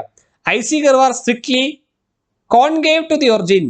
IC curve are strictly convex to the origin. Indifference curve are അല്ലെങ്കിൽ IC curve are upward sloping. IC curve are downward sloping. ഇതിൽ 4 ഓപ്ഷനിൽ 2 ശരിയുള്ളൂ, 2 തെറ്റുള്ളൂ. പെട്ടെന്ന് ഇതുപോലെ കാണുന്ന സമയത്ത് അതിൽ ഏതൊക്കെ ശരി ഏതൊക്കെ തെറ്റുന്ന കൺഫ്യൂഷൻ ആയി പോകും. അതുകൊണ്ട് വളരെ തറവായിട്ട് തന്നെ ഇത് പഠിച്ചു നോക്കുക. ഓക്കെ, അപ്പോൾ അതിൽ തെറ്റിക്കരുത്. IC curve are strictly convex to the origin. അതുപോലെ തന്നെ IC curve are downward sloping. ഇനി മറ്റു ചില പ്രധാനപ്പെട്ട പോയിന്റ്സിലേക്ക് കിടക്കേണ്ടതുണ്ട്. ഇതെല്ലാം ഡയറക്റ്റ് സ്റ്റേറ്റ്മെന്റ് ആയിട്ട് വേണമെങ്കിൽ ചോദിക്കാം, സ്റ്റേറ്റ്മെന്റ് വൈസ് പ്രോബ്ലം ആയിട്ട് ചോദിക്കാം. ഒരു പോയിന്റ് ആണ്, A higher indifference curve shows A greater amount of satisfaction and A lower one less satisfaction. നമ്മളിവിടെ കൊടുത്തിരിക്കുന്ന താഴെ കൊടുത്തിരിക്കുന്ന കർവ് നമ്പർ 1 അതാണ് നമ്മൾ നേരത്തെ കൺസിഡർ ചെയ്തൊരു കർവ്. അപ്പോൾ ഇവിടെ ഒരു മാംഗോയും 4 ഓറഞ്ചും മേടിക്കുമ്പോൾ കിട്ടുന്ന ഒരു സാറ്റിസ്ഫാക്ഷൻ തന്നെയാണ് ആ ഒരു കർവിൽ എവിടെ മാർക്ക് ചെയ്ത് കഴിഞ്ഞാൽ കിട്ടുന്നത്, ആ ഒരു ലെവൽ ഓഫ് സാറ്റിസ്ഫാക്ഷൻ. ഒരു മാംഗോയും 4 ഓറഞ്ചിന് പകരമായിട്ട് 10 മാംഗോയും 20 ഓറഞ്ചും മേടിക്കുക എന്ന് കരുതുക. അപ്പോൾ കിട്ടുന്ന ഒരു ലെവൽ ഓഫ് സാറ്റിസ്ഫാക്ഷൻ, ആ ഒരു ലെവൽ ഓഫ് സാറ്റിസ്ഫാക്ഷൻ വെച്ചിട്ടുള്ള മറ്റൊരു കർവ്, അതായത് കൂടുതൽ സാറ്റിസ്ഫാക്ഷൻ, കൂടുതൽ ക്വാണ്ടിറ്റി നമ്മൾ മേടിക്കുമ്പോൾ കൂടുതൽ സാറ്റിസ്ഫാക്ഷൻ കിട്ടും അല്ലേ. അപ്പോൾ ആ ഒരു തരത്തിലുള്ള ലെവൽ ഓഫ് സാറ്റിസ്ഫാക്ഷൻ വെച്ചിട്ടുള്ള ഒരു curve second IC curve, IC2 എന്ന് പറഞ്ഞു വേണമെങ്കിൽ മാർക്ക് ചെയ്യാം. ജസ്റ്റ് 2 എന്ന് പറഞ്ഞ് മാർക്ക് ചെയ്തിട്ടുണ്ട്. അപ്പോൾ ആ ഒരു കർവിൽ കിട്ടുന്ന ലെവൽ ഓഫ് സാറ്റിസ്ഫാക്ഷൻ അതിന് തൊട്ട് താഴെയുള്ള ആ ഒരു കർവിന് കിട്ടുന്ന സാറ്റിസ്ഫാക്ഷനേക്കാൾ കൂടുതലാണ്. ഹയർ ഇൻഡിഫറൻസ് കർവ്, അതായത് മുകളിലേക്ക് അത് വരക്കും തോറും അവിടെ കിട്ടുന്ന സാറ്റിസ്ഫാക്ഷൻ കൂടി കൂടി വരും. ഇനി രണ്ടാമത്തെ ഈ ഒരു കർവിന് മുകളിലായിട്ട് മൂന്നാമത്തെ ഒരു കർവ് വരച്ചു കഴിഞ്ഞാൽ അതിനായിരിക്കും കൂടുതൽ ലെവൽ ഓഫ് സാറ്റിസ്ഫാക്ഷൻ ഉണ്ടാകുക. അതേസമയം രണ്ടാമത്തെ കർവിലുള്ളതിനേക്കാൾ കുറവാണ് അതിന് തൊട്ട് താഴെയുള്ള ആ ഒരു ഫസ്റ്റ് കർവിനുള്ള level of satisfaction. So lower 1 less satisfaction, higher 1 higher ആവും തോറും കൂടുതൽ satisfaction. Thus indifference curve shows an ordinal rather than a cardinal measure. മനസ്സിലായോ? ഇവിടെ ലെവൽ ഓഫ് സാറ്റിസ്ഫാക്ഷൻ തമ്മിൽ നമ്മൾക്ക് എന്താണ് ഓർഡർ ചെയ്യാനായിട്ട് പറ്റുന്നത്. ഇതിൽ ആദ്യത്തെ ആ ഒരു കർവിനുള്ള ലെവൽ ഓഫ് സാറ്റിസ്ഫാക്ഷനേക്കാൾ കൂടുതലാണ്, വാക്ക് ശ്രദ്ധിക്കുക, കൂടുതലാണ് രണ്ടാമത്തേതിന്. നമ്പർ വെച്ചിട്ടല്ല നമ്മൾ പറഞ്ഞത്, നമ്മൾ ഓർഡർ ചെയ്യുകയാണ് ചെയ്തത് അല്ലേ, ഇവിടെ റാങ്ക് കൊടുക്കുകയാണ് ചെയ്തത് അല്ലേ. അപ്പോൾ മുകളിലേക്ക് പോകും തോറുമുള്ള ലെവൽ ഓഫ് സാറ്റിസ്ഫാക്ഷൻ എന്താണ്, കൂടുതലാണ് IC കർവിൽ. അപ്പോൾ ഈ രീതിയിൽ ഓർഡർ ചെയ്യാനാണ് നമുക്ക് ഓർഡിനൽ യൂട്ടിലിറ്റി അപ്രോച്ചിൽ സാധിക്കുക. ഇനി മറ്റൊരു പ്രധാനപ്പെട്ട പോയിന്റ് നോക്കുക, ഇൻഡിഫറൻസ് കർവുകൾ തമ്മിൽ ഒരു കാരണവശാലും ഇന്റർസെക്ട് ചെയ്യില്ല. Indifference curve must not intersect. അങ്ങനെ ഇന്റർസെക്ട് ചെയ്യുകയാണെങ്കിൽ ഒന്ന് ആലോചിച്ച് നോക്കിയേ, ഫസ്റ്റ് കർവും സെക്കൻഡ് കർവ് എപ്പോഴെങ്കിലും ഇന്റർസെക്ട് ചെയ്യുകയാണ്, അത് കൂട്ടിമുട്ടുകയാണ്. അപ്പോൾ ആ കൂട്ടിമുട്ടുന്ന പോയിന്റിലുള്ള ലെവൽ ഓഫ് സാറ്റിസ്ഫാക്ഷൻ അത് തന്നെ ആയിരിക്കില്ല ഫസ്റ്റ് കർവ് എന്ന് പറയുന്നത് സെക്കൻഡ് കർവിൽ കൂട്ടിമുട്ടി കഴിഞ്ഞാൽ ആ കൂട്ടിമുട്ടുന്ന പോയിന്റിൽ ഉണ്ടാവുന്ന ലെവൽ ഓഫ് സാറ്റിസ്ഫാക്ഷൻ ഫസ്റ്റ് കർവിന്റെ ഭാഗമായിട്ടുള്ള ലെവൽ ഓഫ് സാറ്റിസ്ഫാക്ഷൻ തന്നെ ആയിരിക്കില്ലേ. അപ്പോൾ അത് തന്നെയല്ല സെക്കൻഡ് കർവിൽ ഉണ്ടാകുന്ന ലെവൽ ഓഫ് സാറ്റിസ്ഫാക്ഷൻ. അപ്പോൾ അതങ്ങനെ ശരിയാവും, രണ്ട് കർവിനും സെയിം ലെവൽ ഓഫ് സാറ്റിസ്ഫാക്ഷൻ വരില്ല.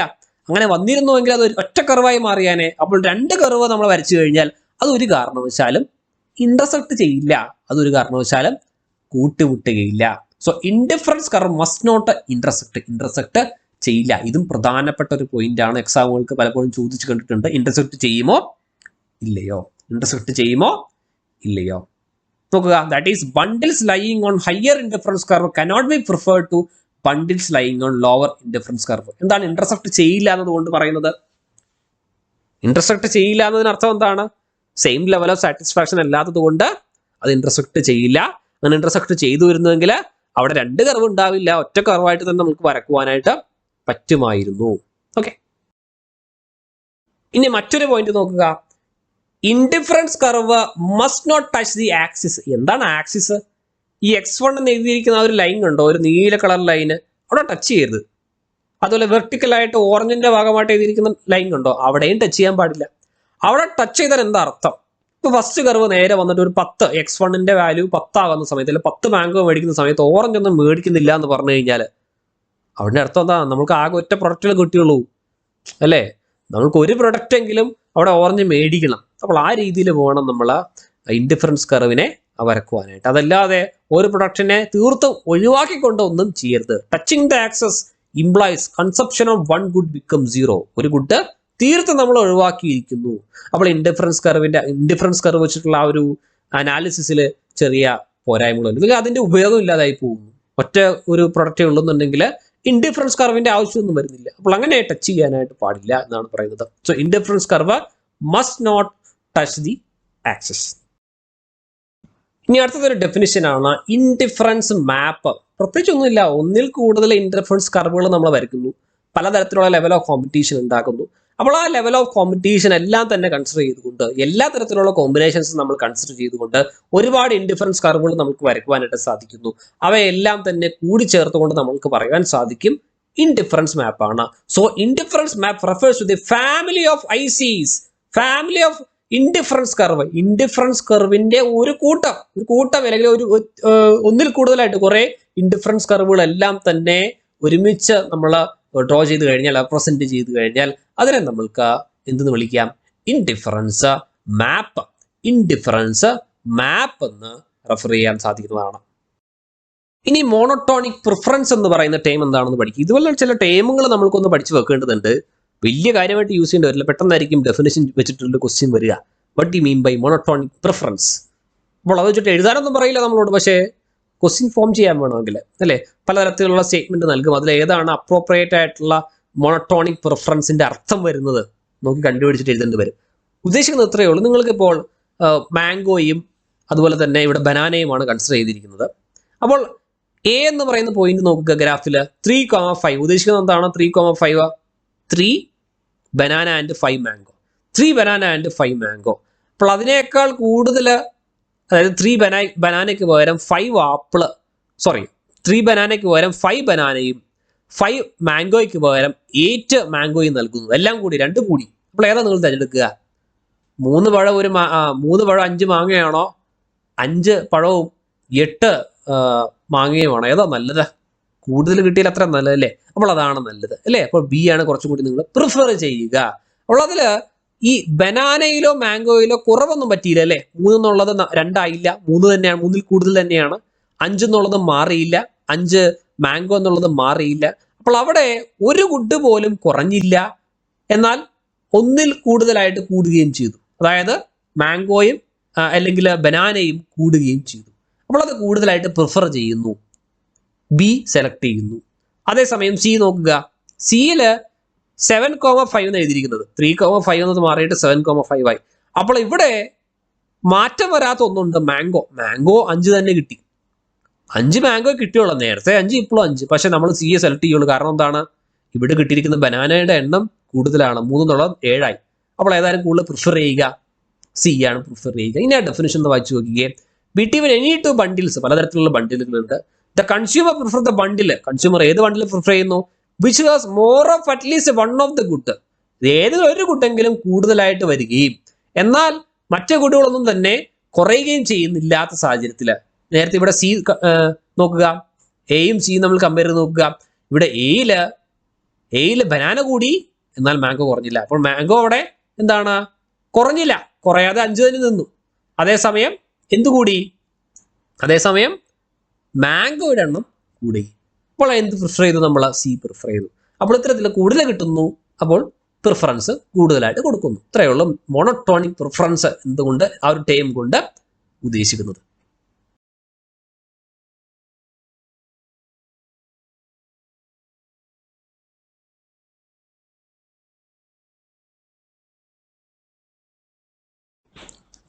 അപ്പോൾ കാർഡിനൽ യൂട്ടിലിറ്റി അപ്രോച്ചും ഓർഡിനൽ യൂട്ടിലിറ്റി അപ്രോച്ചും തമ്മിലുള്ള വ്യത്യാസം ഒന്ന് പഠിക്കണം.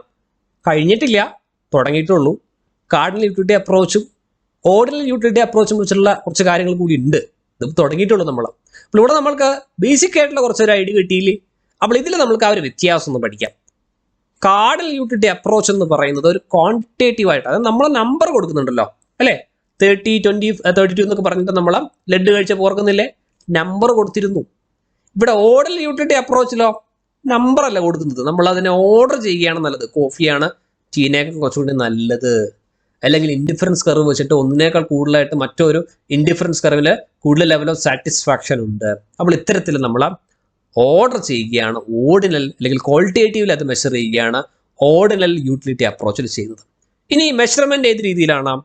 കാർഡിനൽ യൂട്ടിലിറ്റി അപ്രോച്ചിൽ നമ്മൾ യൂട്ടിൽസ് വെച്ചിട്ട് നമുക്ക് ഓർക്കുന്നില്ലേ 20 യൂട്ടിൽസ് എന്ന് പറഞ്ഞത് ബനാനയുടെ സമയത്ത് ബനാന അല്ല ലഡുവിന്റെ കാര്യം പറഞ്ഞ സമയത്ത് അല്ലേ, കഴിഞ്ഞ സെഷനിലെ ലഡുവിന്റെ കാര്യം പറഞ്ഞ സമയത്ത് ഒരു ലഡു കിട്ടുമ്പോഴുള്ള ആ ഒരു 20 യൂട്ടിൽസ്, 2 ലഡു കിട്ടുമ്പോൾ 30 യൂട്ടിൽസ്, 3 ലഡു കിട്ടുമ്പോൾ 32 യൂട്ടിൽസ്. അപ്പോൾ ഇത്തരത്തിൽ യൂട്ടിൽസ് വെച്ചിട്ട് നമ്മൾ മെഷർ ചെയ്യുന്നു കാർഡിനൽ യൂട്ടിലിറ്റി അപ്രോച്ചിൽ. എന്നാൽ ഓർഡിനൽ യൂട്ടിലിറ്റി അപ്രോച്ചിൽ യൂട്ടിലിറ്റി അല്ലെങ്കിൽ ലെവൽ ഓഫ് സാറ്റിസ്ഫാക്ഷൻ നമ്മൾ റാങ്ക് ചെയ്യുന്നു, സാറ്റിസ്ഫാക്ഷന്റെ ലെവൽ വെച്ചിട്ട് റാങ്ക് ചെയ്യുന്നു. ഓക്കെ, ഇനി യഥാർത്ഥത്തിൽ ഏതാണ് പ്രാക്ടിക്കൽ ആയിട്ടുള്ളത്? നമ്പർ കൊടുക്കുക എന്ന് പറയുന്നത് കാർഡിനൽ യൂട്ടിലിറ്റി അപ്രോച്ച് എന്നുള്ളത് അതാണ് ആദ്യം വന്നത്. അത് പ്രാക്ടിക്കൽ ആണോ? അത് പ്രാക്ടിക്കൽ അല്ല അല്ലേ.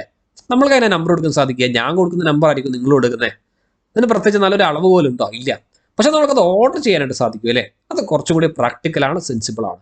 Order utility approach is more practical and sensible, whereas cardinal utility approach is less practical. ഇനി ഇതിന്റെ അനാലിസിസിൽ എന്തൊക്കെയാണ് വരുന്നത്? കാർഡിനൽ യൂട്ടിലിറ്റി അപ്രോച്ചിൽ മാർജിനൽ യൂട്ടിലിറ്റി അനാലിസിസും ഓർഡിനൽ യൂട്ടിലിറ്റി അപ്രോച്ചിൽ ഇൻഡിഫറൻസ് കർവ് അനാലിസിസും നമ്മൾ കൂടുതലായിട്ട് പഠിക്കേണ്ടതുണ്ട് കേട്ടോ. ഇനി കാർഡിനൽ യൂട്ടിലിറ്റി അപ്രോച്ചുമായി ബന്ധപ്പെട്ട ഒരു എക്കണോമിസ്റ്റിന്റെ പേര് വളരെ ഇമ്പോർട്ടന്റ് ആണ്, മാറിപ്പോരുത് അങ്ങോട്ട്. ആൽഫ്രഡ് മാർഷൽ ആണ് കാർഡിനൽ യൂട്ടിലിറ്റി അപ്രോച്ചുമായി ബന്ധപ്പെട്ട economist. Alfred Marshall. Ordinal utility അപ്രോച്ചിന്റെയോ JR ഹിഗ്സും RGD അലണും. JR ഹിഗ്സും RGD അലണും. അങ്ങോട്ടും ഇങ്ങോട്ടും മാറിപ്പോരുത്. കാർഡിനൽ യൂട്ടിലിറ്റി അപ്രോച്ചിന്റെ ആ ഒരു അതുമായി ബന്ധപ്പെട്ട ഒരു എക്കണോമിസ്റ്റിന്റെ പേര് ആൽഫ്രഡ് മാർഷൽ. കാർഡിനൽ യൂട്ടിലിറ്റി അപ്രോച്ചുമായി ബന്ധപ്പെട്ടത് it is used by Alfred Marshall. എന്നാൽ ഓർഡിനൽ യൂട്ടിലിറ്റി അപ്രോച്ചോ JR Hicks and RGD Allen.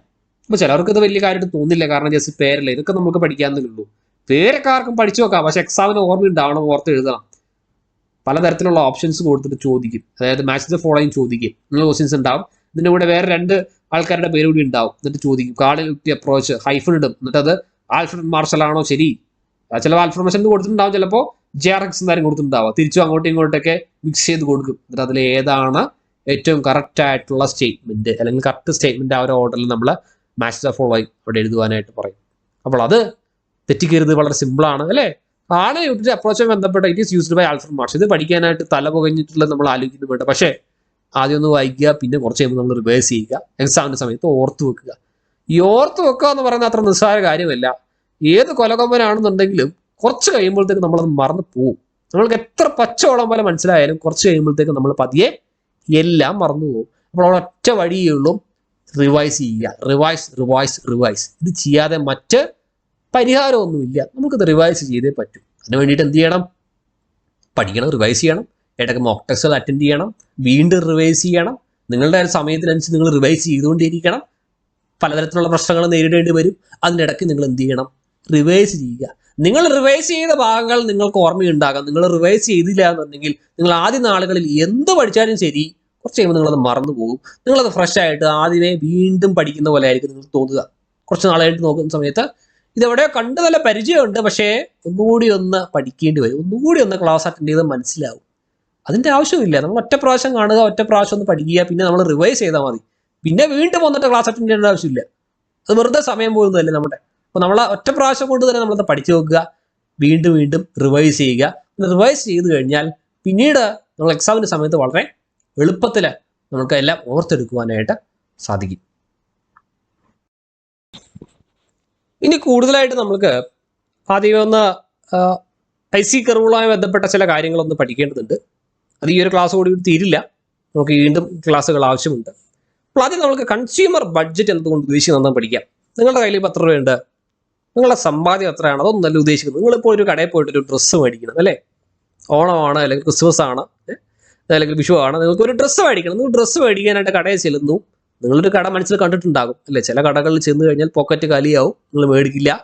എന്നാൽ ചില കടകളിലാണെങ്കിൽ നമ്മുടെ കയ്യിൽ ഒതുങ്ങുന്ന തരത്തിൽ. അപ്പോൾ നമ്മളൊരു ബഡ്ജറ്റ് കൊടുക്കും അല്ലേ, ഇത്രയും രൂപയ്ക്ക്. ചിലപ്പോൾ 1000 ആയിരിക്കാം, ചിലപ്പോൾ 500 ആയിരിക്കും, ചിലപ്പോൾ 2000 ആയിരിക്കും, ചിലപ്പോൾ 3000 ആയിരിക്കും. ഒക്കേഷൻ അനുസരിച്ച് മാറും അല്ലേ. ഇപ്പോൾ കല്യാണമൊക്കെ വരുന്ന സമയത്ത് വളരെ അടുത്ത ഒരു വ്യക്തിയുടെ കല്യാണം അല്ലെങ്കിൽ സ്വന്തം കല്യാണമൊക്കെ ആണെന്നുണ്ടെങ്കിൽ നമ്മൾ കൂടുതലായിട്ട് അവിടെ ചിലവഴിക്കാനായിട്ട് ശ്രമിക്കും. അപ്പോഴും നമ്മൾ അവിടെ ലിമിറ്റ് വെക്കും അല്ലെ, ഒരു ബഡ്ജറ്റ് നമ്മളവിടെ ഫിക്സ് ചെയ്തിട്ടുണ്ടാകും. അപ്പോൾ അവിടെ ഒരു വ്യക്തി ഒരു ഗുഡ് മേടിക്കുവാനായിട്ട് അല്ലെങ്കിൽ നിങ്ങൾ ഈ കോഴ്സ് പർച്ചേസ് ചെയ്യുന്ന സമയത്ത് നിങ്ങളൊരു നിങ്ങൾക്കൊരു മനസ്സിലൊരു എമൗണ്ട് ഉണ്ടാവുമല്ലോ. എന്നാലും ഞങ്ങൾ പെട്ടെന്ന് പറയുകയാണ് 20,000 രൂപ വേണമെന്ന് പറഞ്ഞു കഴിഞ്ഞാൽ നടക്കുമോ? ഇല്ല. നിങ്ങളുടെ മനസ്സിൽ നിങ്ങളൊരു ബഡ്ജറ്റ് വെച്ചിട്ടുണ്ടാവും. അതിൽ കൂടുതലായിട്ട് 5 പൈസ നിങ്ങൾ കൊടുക്കാൻ തയ്യാറാവില്ല അല്ലെ? നിങ്ങളുടെ മനസ്സിൽ നിങ്ങളൊരു ബഡ്ജറ്റ് വെച്ചിട്ടുണ്ടാവും. അതിൽ കൂടുതലായിട്ട് നിങ്ങൾ ചെലവഴിക്കില്ല. നിങ്ങളുടെ കയ്യിൽ ഇഷ്ടംപോലെ പൈസ ഉണ്ടാവും. പക്ഷെ ഈ ഒരു പ്രൊഡക്റ്റിന് വേണ്ടിയിട്ട്, ഈ ഒരു സർവീസിന് വേണ്ടിയിട്ട് നിങ്ങൾ നിശ്ചയിച്ചിരിക്കുന്ന ഒരു എമൗണ്ട് ഉണ്ട്. അതിൽ കൂടുതലായിട്ട് നിങ്ങൾ അവിടെ ചെലവഴിക്കുന്നില്ല. ആ ഒരു ഫിക്സഡ് എമൗണ്ട്, അതിനെ നമ്മൾക്ക് എം എന്ന് പറഞ്ഞിട്ട് ഡിനോട്ട് ചെയ്യാം. Consumer has fixed amount of money income. കൺസ്യൂമറിന് ഇഷ്ടംപോലെ പൈസ ഉണ്ടാവും. പക്ഷേ ഈ ഒരു പ്രൊഡക്റ്റ് മേടിക്കുന്നതിന് വേണ്ടിയിട്ട് അല്ലെങ്കിൽ സർവീസിന് വേണ്ടിയിട്ട് നിങ്ങൾ ഒരു എം എന്ന് പറയുന്ന ഒരു ഫിക്സഡ് എമൗണ്ട് ഉണ്ടാകുക. ആ ഫിക്സഡ് എമൗണ്ടിൽ കൂടുതലായിട്ട് നിങ്ങൾ മേടിക്കില്ല. ഈ എം എന്ന് പറയുന്ന ഫിക്സഡ് എമൗണ്ട് അത്രയും നിങ്ങൾ മേടിക്കുകയുള്ളൂ. വേണമെങ്കിൽ ഒരു 10,000 രൂപ, 8,000 രൂപ, 6,000 രൂപ നിങ്ങൾ ഒരു സ്പെസിഫിക് എമൗണ്ട് നിങ്ങൾക്ക് ഫിക്സ് ചെയ്യാം. ഇപ്പോൾ ഡ്രസ്സ് എടുക്കാൻ പോകുന്നത് 3,000 രൂപ കൂടുതൽ മേടിക്കുന്നില്ല, അല്ലെങ്കിൽ 2,000 രൂപ കൂടുതൽ മേടിക്കുന്നില്ല. എം എന്ന് പറഞ്ഞിട്ടൊരു നമ്പർ നിങ്ങളവിടെ ഫിക്സ് ചെയ്യുന്നു. Consumer spend his income only on 2 goods. ഒരു അസംഷൻ കൂടിയാണ് പറയുന്നത്. നമ്മൾക്കിവിടെ റിയൽ വേൾഡിൽ നമ്മൾ ഒരു ഡ്രസ്സ് എടുക്കാൻ പോയി കഴിഞ്ഞാൽ ചിലപ്പോൾ 2 ഡ്രസ്സ് ആവണമെന്നില്ല. ചിലപ്പോൾ ഒന്നിൽ കൂടുതൽ എടുക്കും, അല്ലെ രണ്ടിൽ കൂടുതൽ ചിലപ്പോൾ എടുക്കും, 2, 3, 4 ചിലപ്പോൾ എടുക്കുന്നവരുണ്ട്. അപ്പോൾ ഇവിടെ ആകെ 2 കൂട്ടേ നമ്മൾ പർച്ചേസ് ചെയ്യുന്നുള്ളൂ. എക്സ്, വൈ എന്ന് പറയുന്ന 2 കൂട്ടേ പർച്ചേസ് ചെയ്യുന്നുള്ളൂ. നമ്മൾക്ക് അത് വെച്ചിട്ടുള്ള കാര്യങ്ങളെ പഠിക്കാനായിട്ടതുള്ളൂ. അതല്ലാതെ കൂടുതൽ കോംപ്ലിക്കേറ്റഡ് ആയിട്ട് 2ൽ കൂടുതൽ വരുന്ന കേസുകളിലേക്ക് നമുക്ക് പോകേണ്ടതില്ല. അപ്പോൾ 2 കൂട്ട് വരുന്നു, 2 കൂട്ടേ നമ്മൾ പർച്ചേസ് ചെയ്യുന്നുള്ളൂ. അത് പർച്ചേസ് ചെയ്യുന്നതിന് വേണ്ടിയിട്ട് ഒരു ഫിക്സഡ് എമൗണ്ട് മണി ഇൻകം ഉണ്ട്. അതാണ് എം. ഓരോ കൂട്ട് ഫസ്റ്റ് കൂട്ടി എക്സിന്റെ ആ ഒരു പ്രൈസ് എന്ന് പറയുന്നത്, മാർക്കറ്റിലെ പ്രൈസ് എന്ന് പറയുന്നത് പി എക്സ് ആണ്. അത് ഫിക്സഡ് ആയിരിക്കും. P X, P for price അല്ലെ? എക്സ് എന്ന് പറയുന്ന ആ ഒരു ഗുഡിന്റെ പ്രൈസ്, വൈ എന്ന് പറയുന്ന ഗുഡിന്റെ പ്രൈസ് പി വൈ. അപ്പോൾ പി എക്സ് എന്നും പി വൈ എന്നും ഡിനോട്ട് ചെയ്യുന്നു. നിങ്ങൾക്ക് വേണമെങ്കിൽ അത് x1 x2 ആക്കാം. എന്നിട്ട് PX1 PX2 എഴുതാം. ഈ സബ്സ്ക്രിപ്റ്റ് എഴുതുമ്പോഴേ പിയുടെ താഴെ എക്സ്, പിന്നെ എക്സിന്റെ താഴെ 1 അങ്ങനെ എഴുതാൻ ബുദ്ധിമുട്ടായത് കൊണ്ടാണ് PX PY എന്ന്. അതുകൊണ്ടാണ് XY എന്ന് കൊടുത്തത്. അപ്പോൾ കുറച്ചുകൂടി എളുപ്പമാണ് PX PY. അതല്ലാന്നുണ്ടെങ്കിൽ PX1 PX2 അങ്ങനെ എഴുതേണ്ടി വരും. അപ്പോൾ അതുകൊണ്ടാണ് XY എന്ന് കൊടുത്തത് കേട്ടോ. അപ്പോൾ PX എന്ന് ഉദ്ദേശിക്കുന്നത് എന്താണ്? എക്സിന്റെ പ്രൈസ്. PY എന്നതുകൊണ്ട് ഉദ്ദേശിക്കുന്നത് എന്താണ്? വൈയുടെ പ്രൈസ്. അപ്പോൾ 3 കാര്യങ്ങളാണ് പറഞ്ഞത്. നിങ്ങൾ ഒരു എമൗണ്ട് അവിടെ ചെലവഴിക്കാൻ തയ്യാറാണ്, ഫിക്സഡ് ആയുള്ള എമൗണ്ട്, അതാണ് എം. 2 കൂട്ടേ നിങ്ങൾ മേടിക്കുള്ളൂ, എക്സും വൈയും. എക്സിന്റെ പ്രൈസ് PX, വൈയുടെ പ്രൈസ് PY. ഇനി നമ്മൾക്ക് ഒരു ടേബിൾ കൺസിഡർ ചെയ്യാം. നോക്കുക, ആപ്പിള് നമ്മൾ എക്സ് എന്ന് പറഞ്ഞ് വിളിക്കുന്നു. ആപ്പിളിന്റെ ക്വാണ്ടിറ്റിയാണ്, എത്ര ആപ്പിൾ മേടിക്കുന്നുണ്ട്. മാംഗോ എത്ര എണ്ണം മേടിക്കുന്നുണ്ട്, വൈ. അപ്പോൾ 0 ആപ്പിള് മേടിക്കുന്ന സാഹചര്യത്തിൽ വൈ നമ്പർ ഓഫ് മാംഗോ മേടിക്കുന്നു. 1 ആപ്പിൾ മേടിക്കുന്ന സാഹചര്യത്തിൽ 4 മാംഗോ മേടിക്കുന്നു. 2 ആപ്പിൾ മേടിക്കുന്ന സമയത്ത് 2 മാംഗോ മേടിക്കുന്നു. 3 ആപ്പിൾ മേടിക്കുന്ന സമയത്ത് 0 മാംഗോ മേടിക്കുന്നു.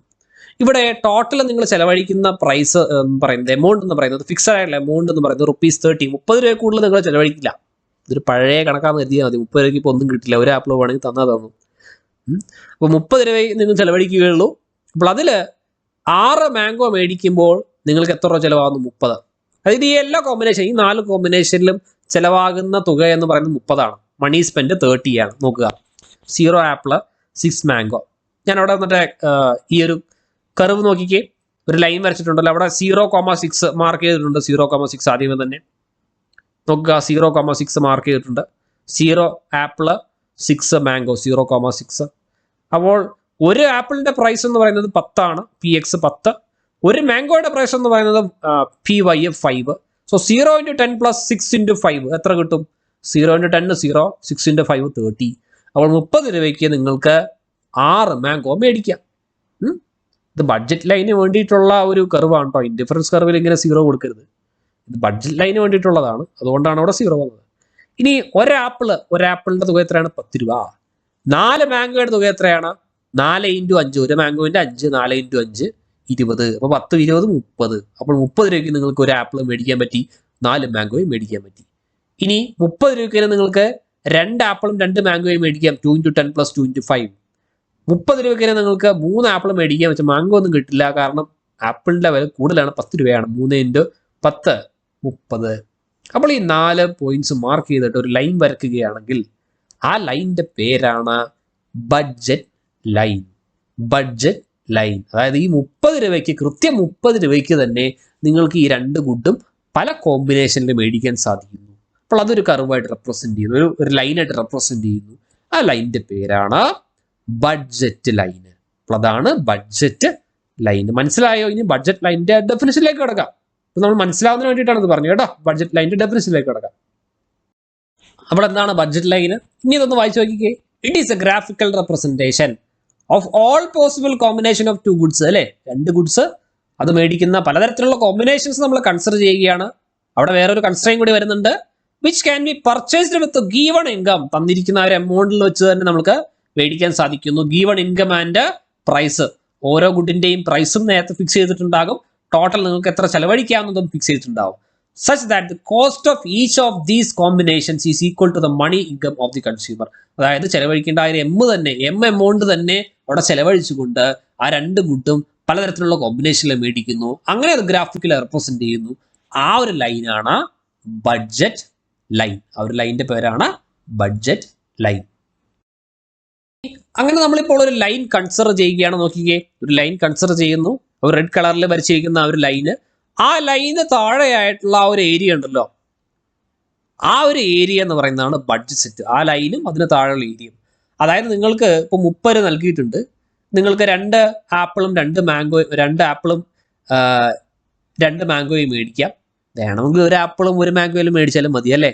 അപ്പോൾ നിങ്ങളുടെ ബഡ്ജറ്റിനുള്ളിൽ, മനസ്സിലായോ, ബഡ്ജറ്റിനുള്ളിൽ ഇരിക്കുന്നുണ്ട്. ബഡ്ജറ്റിന്റെ വെളിയിൽ പോകുന്നില്ല. എം എന്ന് പറയുന്ന എമൗണ്ടിന്റെ വെളിയിൽ പോകുന്നില്ല, ഉള്ളിൽ തന്നെ. മാക്സിമം 1 വരെ, അതിന് താഴെ.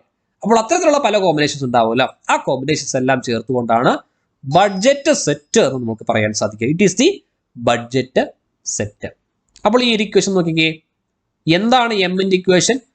എമൗണ്ട് എക്സ് എന്ന് പറയുന്ന ആ ഒരു ഗുഡ് ഉണ്ടാവുമല്ലോ അല്ലേ. ഫോർ എക്സാമ്പിൾ നമ്മൾ എക്സ് എന്ന് വിളിച്ചിരിക്കുന്നത് ആപ്പിളിനെയാണ്. ആപ്പിളിന്റെ എണ്ണം, അതാണ് എക്സ് ഉദ്ദേശിക്കുന്നത് കേട്ടെ. ആപ്പിളിന്റെ എണ്ണമാണ് എക്സ് എന്ന് പറയുന്നത്. സോ ആപ്പിളിന്റെ പ്രൈസ് ആണ് പി എക്സ് എന്ന് പറയുന്നത്. So P X into X എന്ന് പറയുന്നത് എത്ര രൂപയ്ക്ക് ആപ്പിൾ മേടിച്ചു എന്നതാണ്. പി വൈ ഇൻറ്റു വൈ എന്ന് പറയുന്നത് എത്ര രൂപയ്ക്ക് മാംഗോ മേടിച്ചതാണ്. അപ്പോൾ ഇത് രണ്ടും കൂടി ചേരുമ്പോൾ എന്ത് കിട്ടണം? എം കിട്ടണം. P X into X plus P Y into Y is equal to M എന്ന് കിട്ടിക്കഴിഞ്ഞാൽ ഈ ഒരു ഇക്വേഷനെ വിളിക്കുന്ന പേരാണ്, എക്സാക്ട്ലി എം എന്ന് കിട്ടി ഈ ഇക്വേഷൻ വിളിക്കുന്ന പേരാണ് ബഡ്ജറ്റ് ലൈൻ ഇക്വേഷൻ. ബഡ്ജറ്റ് ലൈനിന്റെ ഇക്വേഷൻ ആണ് P X into X plus P Y into Y is equal to M. അതേസമയം ഈക്വൽ ടു പകരം less than or equal to എന്ന് പറഞ്ഞു കഴിഞ്ഞാൽ ഈ ഷെയ്ഡ് ചെയ്തിരിക്കുന്ന ഗ്രീൻ കളറിൽ ചെയ്തിരിക്കുന്ന ബഡ്ജറ്റ് സെറ്റിന്റെ ഭാഗം P X into X plus P Y into Y less than or equal to M എന്നതാണ് ബഡ്ജറ്റ് സെറ്റിന്റെ ഇക്വേഷൻ. ഓക്കെ, അപ്പോൾ അതൊരു ഇൻഇക്വാലിറ്റി ആണ്, ഇക്വാലിറ്റി അല്ല. അപ്പോൾ ഇത് രണ്ടും നോക്കുക, ഒന്ന് ബഡ്ജറ്റ് ലൈനിന്റെ ഇക്വേഷൻ ആണ്, ഒന്ന് ബഡ്ജറ്റ് സെറ്റിന്റെ ആ ഒരു ഇൻഇക്വാലിറ്റി ആണ്. ഓക്കെ, അങ്ങനെയെങ്കിൽ നമ്മളുടെ ആ ഒരു എമ്മിന്റെ വാല്യൂ എന്നുള്ളത് 100 ആണെന്ന് കരുതുക. ഒരു ഗുഡിന്റെ പ്രൈസ് എന്ന് പറയുന്നത്, ഫസ്റ്റ് ഗുഡിന്റെ പ്രൈസ് എന്ന് പറയുന്നത് 10, സെക്കൻഡ് ഗുഡിന്റെ പ്രൈസ് എന്ന് പറയുന്നത് 5. അങ്ങനെയെങ്കിൽ ബഡ്ജറ്റ് സെറ്റ് ഇക്വേഷൻ ഫോം ചെയ്യും എന്ന് പറഞ്ഞു കഴിഞ്ഞാൽ എന്ത് ചെയ്യും? ഇത്രയും തരുന്നുള്ളൂ, വളരെ സിമ്പിളാണ്. ഫസ്റ്റ് നമുക്ക് നൽകുന്നു എമ്മിന്റെ വാല്യൂ 100, അതായത് ഇൻകം ഓഫ് എ കൺസ്യൂമർ 100. അതുപോലെ തന്നെ 2 ഗുഡ് ഉണ്ട്, ഗുഡ് 1, ഗുഡ് 2. ഗുഡ് 1ന്റെ പ്രൈസ് എന്ന് പറയുന്നത് 10, ഗുഡ് 2ന്റെ 5. അങ്ങനെയെങ്കിൽ ബഡ്ജറ്റ് സെറ്റ് ഇക്വേഷൻ എന്താണ്? P X into X plus P Y into Y is equal to M. അഥവാ എങ്ങനെ എഴുതാം? 10 into X plus 5 into Y is equal to 100. കാരണം ഇവിടെ പി എക്സിന്റെ വാല്യൂ എന്താണ്? 10, പി വൈയുടെ വാല്യൂ എന്താണ്? 5, എമ്മിന്റെ വാല്യൂ എന്താണ്? 100. ഡയറക്റ്റ് ആയിട്ട് എഴുതാം. ബഡ്ജറ്റ് ലൈൻ ഇക്വേഷൻ കിട്ടി. ഇനി ആ ഒരു ഈക്വാലിറ്റി എന്നുള്ളത് ഇൻഇക്വാലിറ്റി ആക്കിയിട്ട് less than or equal to എന്ന് എഴുതി കഴിഞ്ഞാൽ ബഡ്ജറ്റ് സെറ്റ് ഇക്വേഷനും ലഭിച്ചു. വളരെ സിമ്പിൾ ആയിട്ടുള്ള കോൺസെപ്റ്റ് ആണത്. ഇനി നമ്മൾക്ക് കുറച്ചുകൂടി തിയറിറ്റിക്കലായിട്ടുള്ള കാര്യങ്ങളിലേക്ക് കിടക്കാം. P X into X plus P Y into Y is equal to M. അതിൽ നിന്ന് ഞാൻ എന്ത് ചെയ്യുന്നു? പി എക്സ് ഇൻറ്റു എക്സിന്റെ ടൈമിനെ റൈറ്റ് സൈഡിലോട്ട് കൊണ്ടുവരുന്നു, റൈറ്റ് ഹാൻഡ് സൈഡിലോട്ട് കൊണ്ടുവരുന്നു. അപ്പോൾ അത് M minus P X into X ആവും. ലെഫ്റ്റ് ഹാൻഡ് സൈഡിലോ പി വൈ ഇൻറ്റു വൈ. ഇനി എന്ത് ചെയ്യുന്നു? പി വൈനെ റൈറ്റ് ഹാൻഡ് സൈഡിലെ ഡിനോമിനേറ്ററിലേക്ക് കൊണ്ടുവരുന്നു. So M minus P X into X divided by P Y എന്ന് എഴുതുന്നു. എന്നിട്ട് എന്ത് ചെയ്യുന്നു? സെപ്പറേറ്റ് ആയിട്ട് എഴുതുന്നു. അഥവാ Y is equal to M divided by P Y minus P X into X divide by P Y, അല്ലെങ്കിൽ minus P X divide by P Y into E X എന്ന് അതിന് എഴുതാം. ഇതൊരു സ്ട്രെയിറ്റ് ലൈനിന്റെ ഇക്വേഷൻ ആണ്, മാത്തമാറ്റിക്സിൽ പഠിക്കുന്നതാണ്. ഇതൊരു സ്ട്രെയിറ്റ് ലൈനിന്റെ ഇക്വേഷൻ ആണ്. ഈ ഒരു ഇക്വേഷനിൽ നിന്ന് നമ്മൾക്ക് ഒരു ഇന്റർസെപ്റ്റിന്റെ വാല്യൂ കിട്ടും. M divided by P Y എന്ന് പറയുന്നതാണ് വെർട്ടിക്കൽ ഇന്റർസെപ്റ്റ്. സോ വെർട്ടിക്കൽ ഇന്റർസെപ്റ്റിന്റെ value M divided by P Y ആണ്. സിമിലർലി നമ്മൾ എക്സ് ഈസ് ഈക്വൽ ടു എന്ന് പറഞ്ഞിട്ട് എഴുതി കഴിഞ്ഞാൽ നമുക്ക് ഹൊറിസോണ്ടൽ ഇന്റർസെപ്റ്റിന്റെ വാല്യൂ കിട്ടും. അത് M divided by P X ആണ്. സോ വെർട്ടിക്കൽ ഇന്റർസെപ്റ്റ് എന്താണ്? M divided by P Y. എന്താണ് ഈ വെർട്ടിക്കൽ ഇന്റർസെപ്റ്റ്? ഒറിജിനിൽ നിന്ന് നോക്കുക, ഈ ബ്ലൂ കളറിൽ മാർക്ക് ചെയ്തിരിക്കുന്നുണ്ടോ? ഒറിജിനിൽ നിന്ന് ആ റെഡ് കളർ വൈ ആക്സിസിൽ ടച്ച് ചെയ്യുന്ന ഒരു പോയിന്റ് വരെയുള്ള ആ ഒരു ലെങ്ത്, അതാണ് വെർട്ടിക്കൽ ഇന്റർസെപ്റ്റ്. സിമിലർലി ആ ഗ്രീൻ കളറിൽ മാർക്ക് ചെയ്തിരിക്കുന്ന ആ റീജിയന്റെ ലെങ്ത് ആണ് ഹൊറിസോണ്ടൽ ഇന്റർസെപ്റ്റ്. അപ്പോൾ വെർട്ടിക്കൽ ഇന്റർസെപ്റ്റിന്റെ വാല്യൂ എന്താണ്? M divided by P Y. Horizontal ഇന്റർസെപ്റ്റിന്റെ വാല്യൂ എന്താണ്? M divided by P X. Slope എന്ന് പറയുന്നത് എന്താണ്? നമ്മൾ y ഈസ് ഈക്വൽ ടു എന്ന് പറഞ്ഞിട്ട് ഒരു ഇക്വേഷൻ എഴുതിയില്ലേ, അതിൽ എക്സിന്റെ കോഎഫിഷ്യന്റ് എന്താണ്? Minus P X divide by P Y. അതാണ് ഇവിടുത്തെ സ്ലോപ്പ്. അഥവാ ഒരു റെഡ് കളറിൽ വരച്ചിരിക്കുന്ന ബഡ്ജറ്റ് ലൈനിന്റെ സ്ലോപ്പ് ആണ് minus P X divide by P Y. Straight lines എന്ന് പറഞ്ഞിട്ട് നമ്മളെ മാത്തമാറ്റിക്സിൽ ഒരു ഭാഗമുണ്ട്, അവിടെ പഠിക്കുമ്പോൾ മനസ്സിലാവും സ്ലോപ്പ് എന്നതുകൊണ്ട് ഉദ്ദേശിക്കുന്നത് എന്താണെന്നുള്ളത്. So slope is equal to, ഇവിടെ സ്ലോപ്പ് എന്താണ്? ഈ ബഡ്ജറ്റ് ലൈനിന്റെ സ്ലോപ്പ് എന്താണ്? Minus P X divided by P Y. അപ്പോൾ ഈ കാര്യങ്ങളൊന്ന് പഠിച്ചു വെക്കുക. അടുത്ത ഭാഗത്തിൽ നമ്മൾ കുറച്ച് പ്രോബ്ലംസ് ഒക്കെ ഈ ഭാഗത്തുനിന്ന് ചെയ്യാം. അപ്പോൾ എല്ലാവർക്കും ഈ ഒരു ക്ലാസ്സിൽ പഠിപ്പിച്ച കാര്യങ്ങളൊക്കെ നന്നായിട്ട് തന്നെ മനസ്സിലായെന്ന് വിശ്വസിക്കുന്നു. പിള്ളേരും നല്ല രീതിയിൽ തന്നെ പഠിക്കുക കേട്ടോ. തുടക്കം മുതലേ തന്നെ നന്നായിട്ട് പഠിക്കുക, വാശിയോടെ പഠിക്കുക, ഇടയ്ക്കിടയ്ക്ക് റിവൈസ് ചെയ്യുക. മോക്ക് ടെസ്റ്റ് അപ്ലോഡ് ചെയ്യുമ്പോൾ മോക്ക് ടെസ്റ്റ് കൂടെ അറ്റൻഡ് ചെയ്യാനായിട്ട് ശ്രമിക്കുക കേട്ടോ. അത് അറ്റൻഡ് ചെയ്യാതെ പോരുത്. പഠിച്ച ശേഷം മാത്രം മോക്ക് ടെസ്റ്റ് അറ്റൻഡ് ചെയ്യാനായിട്ട് ശ്രമിക്കുക. Thank you.